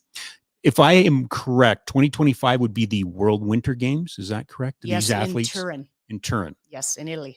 Is that aspirational? Could this be considered somewhat of a test run? Could this be, something that sets us up down the road for something else? Oh, for sure. I think it could be something we could look at. And if we host these games well, is there an opportunity to host a World Games? I mean, I don't want to say this out loud and now it's being recorded, but I put my hand up for that, and I think so many will after seeing something like these Winter Games. Yeah, no, it's exciting. So you're out of volunteer spots or you still need volunteers? No, we're probably about 250 volunteers still that we need to Okay. get. Okay. So we still have doors open for that, and we're absolutely ready. The web platform is available. People can go on and sign up, and all the information is on there as well. Okay. And that's specialolympics.ca? No, that's 2024. Yes. Okay. Calgary Special Olympics. There we go. Okay. And they can go and then get the portal and everything. Okay. What does it do now for the athletes in Calgary for the next year? Having it, and the reason I'm asking this is, and I've mentioned this to you before, the word was that, you always wanted to go to the Briar, but never the Briar in your hometown. How exciting is it going to be for these young athletes knowing that they're going to not only compete but host? Right? Oh, I mean, to be a home athlete, and you're the fan favorite here, and I think I think the lead up. I'm hoping our media team will use a lot of these athletes to promote the games. I mean, why not? They're so excited about them. They're the best spokespeople you could actually have out there talking to the games. So I think it's going to be great for them to be the home team effectively and be the home province. And we can show them a lot of support and profile their sports and what they do to get ready and prepare for these games. Talked about sponsors. We've talked about volunteers. What about fans? Is this or do we know, is this an event or is this a games that is available to fans? You buy tickets to that sort of thing? Absolutely. Fans are welcome to all the events to cheer the athletes on. We're even going to start in September promoting the games into schools. So we're going to very good. Okay. Try and get a lot of the schools to come down and watch this, like to see what Special Olympics is, to see what it does, to see how these athletes compete. Why not expose youth in our city to all of that? So we're going to really work hard to kind of go out and get the schools involved across the city. Well, I believe in kids. And I have a sneaking suspicion if you get the schools there, it's going to be bonkers because they are going to get behind the athletes and it is going to be insane. I love it. Even when we would be an athlete at the Briar or the Scotties, I was never at the Briar, but at the Scotties, and you get the school kids coming in to cheer and they love it and they're so excited and it's pure joy. So I hope we do get a lot of engagements from the schools because I think it's important. What are the dates? So 27th to 2nd? Do I have that right? Yes, you do. Okay. February. Okay. So it's a 1 week event. It is. With how many athletes coming into 1,300 athletes. Athletes or athletes and coaches? 1,300 athletes. So then you got coaches and you got families and this is going to be quite a run on hotel rooms. Massive hotel rooms. I mean, the economic impact for the city is substantial. You look at, we're hoping that some of Chinook Blast will be on at the same time. So can we integrate those families into going and enjoying other parts of the city. The Scotties will be on a week before that, I believe. So that's an opportunity. Wow. So it's going to be our city in February next Yeah, year will yeah. be crazy. What talked about this, but do you share my view that we need, because again, I've beaten the table and everything, that we need some heroes here. We need, we obviously we need facilities. We know that that's being taken care at another level, but it just seems to me that I'm kind of getting tired of watching things go to other places and not coming here. It just feels like we've had a dry spell. And I know that's not completely accurate because there have been some great events here, but it just feels like we've lost a little momentum sports wise. I think, I looked at the curling bubble. I can speak a lot to the curling, but I looked at the curling bubble we hosted during COVID. And I must say, it's probably the proudest I've been of Calgary because there was no place else that could have managed that. I mean, to host during a pandemic and all the issues that were happening, I thought Calgary, our team, everybody did a great job. I think I can tell you without revealing a lot, there's a lot coming down the pipe for Calgary. I think there's some people in the city that believe so much in hosting events. They're working very hard.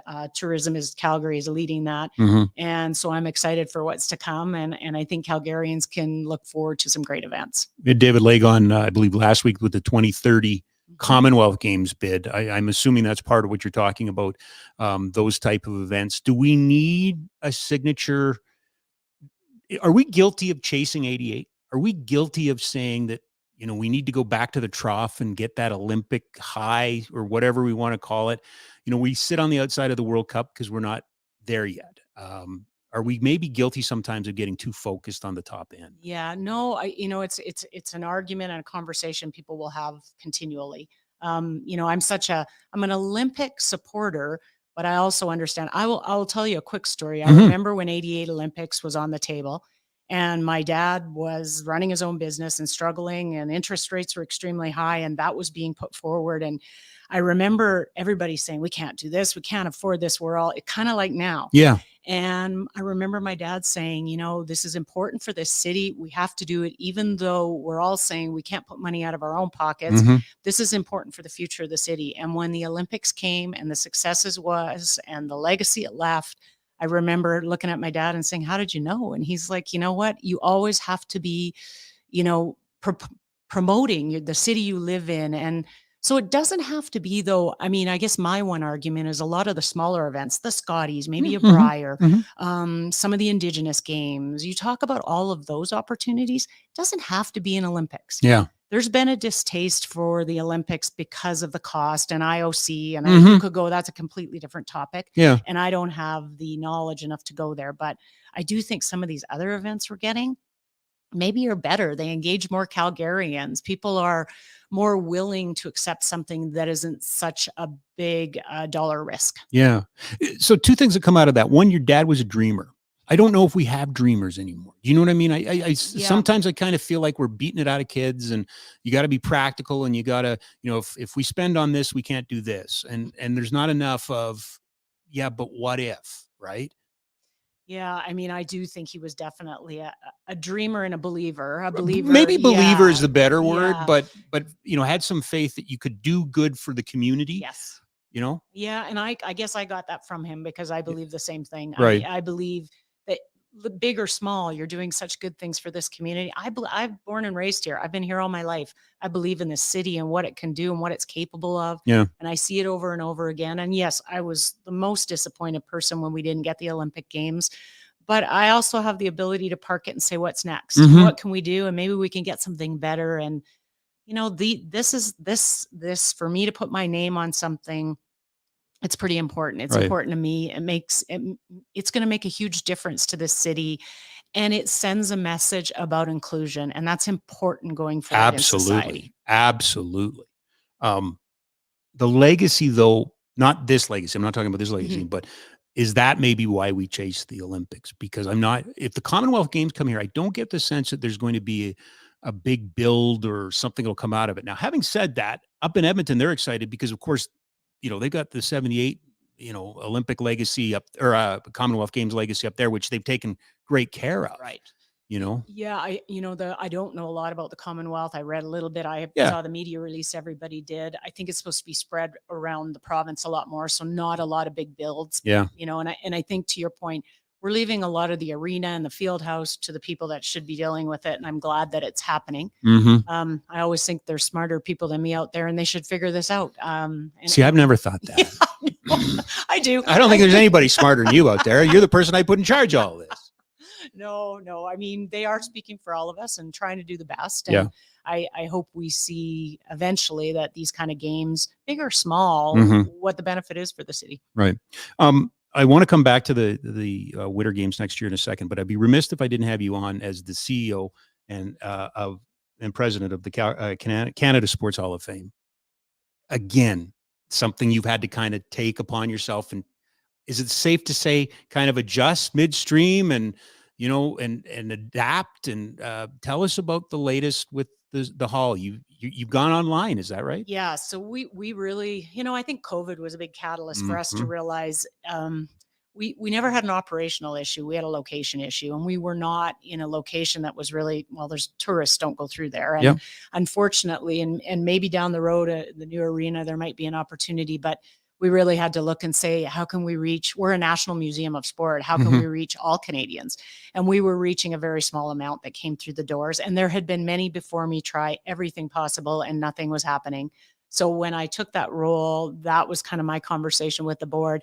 I think some dramatic changes have to happen. And so we've transitioned. And what we've really found is our focus and where we've really leaned in is education. So Yeah. we're taking a class that we induct annually, these iconic athletes who have done so much in sport and for sport, and we're telling their stories and we're putting them into classrooms and into communities across this country.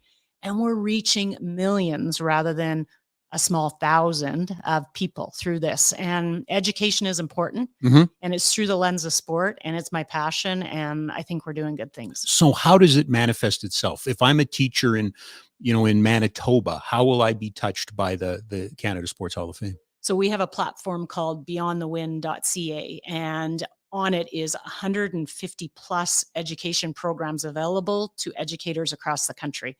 So we were just on calls to the Manitoba School Board and the Saskatchewan Teachers Federation, and we work with the Alberta Teachers Association, all of the provincial associations to promote these programs. Mhm. They're provided to schools at no cost, and that's because we have amazing sponsors and people step up and put their name on this. Right. And so they can go on. There's curriculum aligned activities, there's education programs, there's all different. You can search racism, you can search Indigenous education. We even profile our 14 Indigenous Hall of Famers. Yep. And we tell the stories of their sports success and how, I'll never forget the one interview we did with Wilton Littlechild.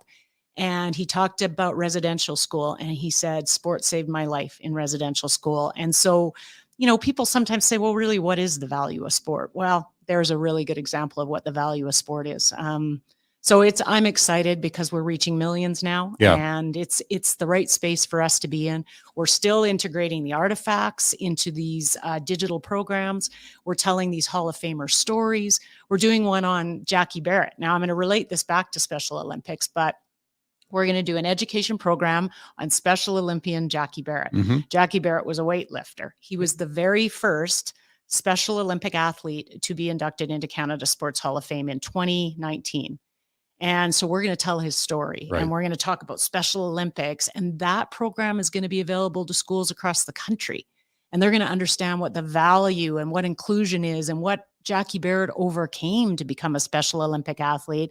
And they're going to also understand what the Special Olympics does for people in this country. So I not fully understanding, is it targeted for an age group, or is it across the spectrum from K to 12? It is K to 12. K to eh? 12. So it's available. So there's all different age ranges, and activities are, intermediate, beginner, and advanced. And so it's been, 3+ years of labor to get this platform ready and available. And now we're pushing it out across the country. So as the keeper of our sport legacies and our heroes, what's the public appetite? And the reason I bring that up is I know even locally here, the Calgary Booster Club's looking for new blood. Like, let's get some young people involved here. Mhm. Do young people do they uptake the legacy? Does it have meaning, or is there recency bias that, they're really only concerned about what's in their privy? I think what we've done, what I struggled with when I joined the Hall was, what is the importance of inducting Hall of Famers and then effectively not doing anything with that? And what I really understand is that you need to connect to youth. And Mhm. how do you connect to youth? Well, you tell the stories, but through the stories, there's lessons. How do you learn how to overcome racism? If you can see yourself as an Indigenous youth in this country, and you can see Wilton Littlechild, Absolutely. and you can hear what he overcame, you go, well, it's possible. If I can see it, I can be it. Yep. And so we're promoting role models in this country. That's what I think our job is. Right. We're promoting individuals that have overcome unbelievable odds. Right. They're resilient. But we're all sports and all people. So our class is diverse. There's Paralympians, there's Indigenous athletes, there's, it's vast. And so we're connecting with youth. And I think that was the big miss, is we weren't connecting with youth. We were connecting with you and I. Yes. You and I could go through a Hall of Fame and go, oh, I remember him and I remember her. Absolutely. Yeah. But we weren't connecting with youth, because a lot of these people don't know, young kids don't know who Wayne Gretzky is. But now it doesn't really matter that it's Wayne Gretzky, but it matters the story he teaches and the lessons you're learning. Right. Well, and it goes without saying, representation matters. It does. Right. It's huge. And I think that's one thing that you need to be credited with. I mean, in your term, that I know there was work done before you, but that is one thing that you've gone out of your way and clearly have seen that matters. It's important to me, because I think it was so simple. Role models. That's how I became successful in anything I've done, is I looked up to role models and thought, wow, I mean, Sandra Schmirler was one I looked up to and thought that she's an amazing athlete. She's an Olympian. I mean, maybe there's a chance. I've seen female CEOs come before me. I mean, did I think I could be a CEO of Canada Sports Hall of Fame? I don't think years ago I would have, but when the opportunity came, I'm like, why not? Yeah. So I really think role models is probably one of the important things. I mean, people can argue about the value of sport, and there's been a lot of bad news about sport in the past few years. Mm-hmm. But when we induct these incredible individuals, we induct them not only because they're iconic sports successes, but we induct them because of what they've given back to our country. And those are the type of role models you want to promote. But isn't part of the anger over the problems in sport just frustration because it's not what sport's about? No, it isn't. I know. Right? It's fine. It's usually money. Usually has to do with money. Mhm. It very rarely has to do with morals or, Nope. or You're right. team building or anything Yeah, like that. no. Right. That to me is the frustrating part, is that I know the value, the value, and yet it seems like sometimes we're talking about the wrong things. Well, we are. And I think, the things that concern me probably are safe sport and probably are, abuse in sport. But I think I know what we are doing through these education programs is allowing kids to understand that's not allowed. That's not acceptable. And so when you have somebody speaking up like a Winnie Cornmiller, or you talk about Mark Tewksbury, and they speak about, what they would allow being coached as an athlete, you start to realize, okay, I've got somebody who's speaking out for me. One of the things, I love you. There's just so much I can talk to you about. No, there's just so much I can talk to you about, because what you're doing with the Hall of Fame is not a quick fix. No, it's been long. Right. But if it's K to 12, then you have the opportunity to be with a child through their educational journey. When they come out the other end, they will have learned those lessons and will be far more productive in our society. But that's going to take 10 or 20 years. And there's a lot of people that want fix it now. Immediate. That's not what it is. There's a long play here. Oh, there is. And I mean, this has been a long haul to get there and to understand and to make sure we're doing things right. Yeah. But I really believe, and this is not a pie in the sky, I can influence what our community turns out to be, or Canadians turn out to be, or our world ends up being, by influencing youth today. And I say and I mean the Hall of Fame, the 700 Hall of Famers we've inducted. We're influencing youth now. They're going to be the ones that make this world great, right, and turn it around and change it for the better. So if we can do it, because I can't do that, I'm not going to be here, but I can do a little bit now to give them the tools to be great, to be leaders. Like, why, and I think the thing that's always has concerned me on more of a personal level is girls. They quit sport so much sooner 100%. Than men. Yeah. And so I want to make sure they stay in sport. I want to make sure they can sit in a boardroom and they can sit as a CEO and they can, that is all there for them. The only reason I had the confidence to do that is because of sport, Mhm. because I learned how to lose. Mhm. And I learned, like, probably the best thing I ever learned from sport, Rob, is how to lose. I just said that I love you. I think that, and I say it all the time. I think we underestimate the value of failure. Yeah. We do. And it's about, you're absolutely right. I'm a product of failure. No, but I am. I mean, you learn, like, if you tell me, oh, you did that great, I'm going to get cocky and confident. But if it fails and I'm embarrassed about it, I'm going to, or however I feel about it, I'm going to go in and I'm going to adapt. And to me, we have this society that wants to take failure out. No. We want perfect. No. We need good. I couldn't agree more. I mean, by the time you see athletes stand on a podium or CEOs run billion-dollar companies, they have failed more times. They've missed more shots than you'll ever know. Yep.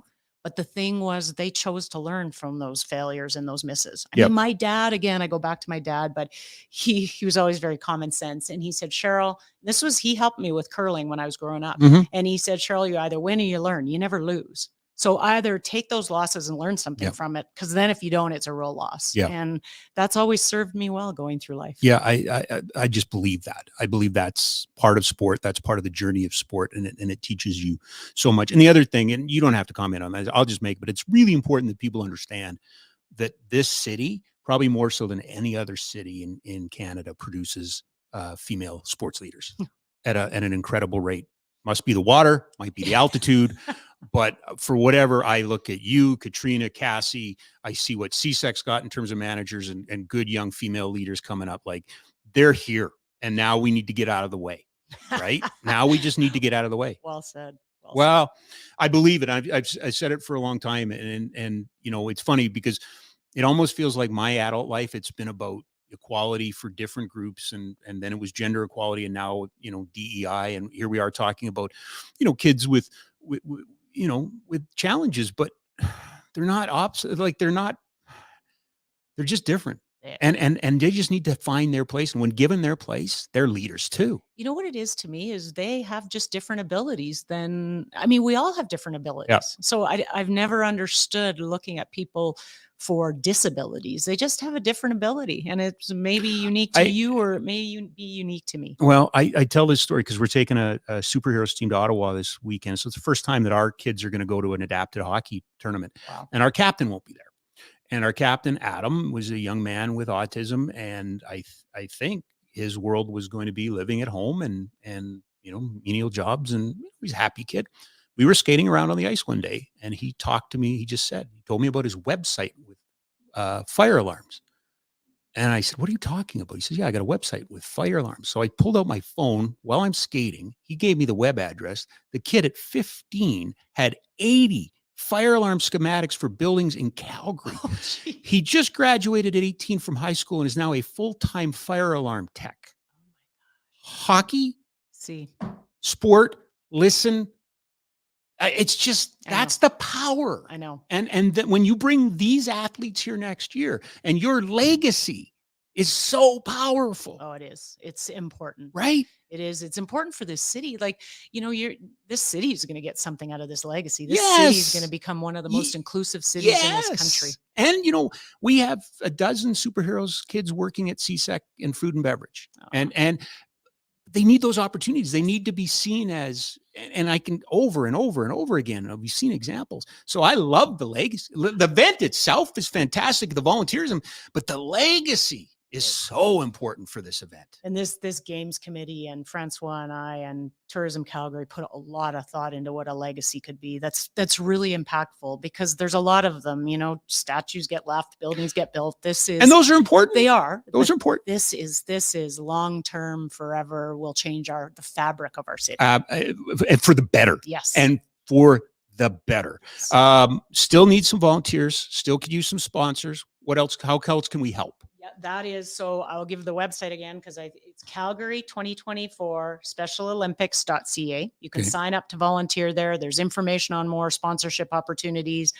We are more than willing to hear from any corporations in the city that want to get involved. We would love it. And I know the city will step up in many ways.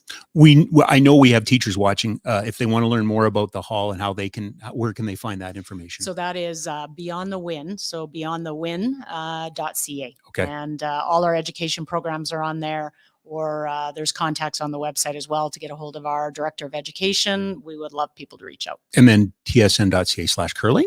Yes, I think that is it. I think we'll go with that. I think that was perfect. After I messed up your directions, I have to say you got to come back just to make that whole thing work. So we'll have you back so you can use the directions the right way this time. I appreciate your patience. I appreciate your time. I really appreciate what you're doing here and leading this event. And as I say, the legacy is going to be fantastic. Always a pleasure, Cheryl. Thank you so much. Thank you, Rob. There you go. Cheryl Bernard, does it get any better than that? No, it doesn't. All right. One last shout out to our partners at Oodle Noodle, because we're in the Oodle Noodle studio, and mention, well, we should throw them up. The Kelms. The Kelms went. They bring the heat. Try the butter chicken, mac cheese. They're the Kelms. There's Ty and Noah and their dad and their sister, and they're coming to us. They're coming with us to Ottawa. You want to talk about a success story? The kid in the middle with the fingers up, when we first got him 5 years ago, didn't talk to anybody. And now he just goes. It's amazing. He's a great kid. Love that family. Anyway, that is Oodle Noodle. They bring the heat. Try their butter chicken, mac and cheese, Kung Pao noodles, Bangkok Pad Thai Classic, vegetarian, gluten-friendly options, pickup and delivery, 2 locations. I'll get it right this time. 1244 17th Avenue Southwest, 105 Main Street North in Airdrie. You know, you start the program off by being accountable. Damn it. I'm going to get better. I swear to God, I'm going to get this thing down. All right. The final mile. We have mentioned this thing a couple times, but I've got to tip my hat to the Vegas Golden Knights Foundation. Their 51-49 draw tomorrow when they host the Flames. Proceeds will go to fight ALS in honor of Flames Assistant General Manager Chris Snow. We will have Kelsey Snow in studio on Monday. We are looking forward to that chat. Alex Singleton. How about this? Alex Singleton, 3-year extension with the Denver Broncos, $18 million total. $9 million of it is guaranteed. Nice guy, great guy, fun guy, awesome guy, who still, I mean, he wasn't in Calgary for very long, but man, he adopted this city and this city adopted him. So that to me is a tremendous, tremendous story. Thanks to you guys. I will not be here on Friday. I'll join you in the second hour. Danny Austin's going to host, and he's put together a hell of a show. I will join from Ottawa, where we are taking our superheroes team to our first adapted hockey tournament. So I'm really looking forward to that. I get to do a little coaching, but I'm really excited that Danny's going to be at the helm. I'll pop in, make sure everything's going all right, like I should. Like I've got the credibility for that. Thanks to Trent Mcclellan. That was a lot of fun. If you ever get a chance to catch him, he does work some material, some of the local clubs here, but really funny guy and a really dear friend. And Cheryl Bernard and I cannot wait for this. And I do a shout out to my dear friend, Karen Domay, who is the GM and running this whole thing. She is absolutely rock star. I can't wait to work for her. I've actually had a whole day with the leaders of this city. I spent some time with Candace Gowdy from the Flames Foundation, rock star. Nikki Nash from Kids Up Front, rock star. I mean, it's amazing. Speaking of rock stars, thanks to Gavin, thanks to Mark. It's the 3rd time that I've sent Mark running out into the street looking for a guest, and I apologize for that. But we'll get it right next time. Thanks for tuning in. Have a great day unless you've made other plans. See ya.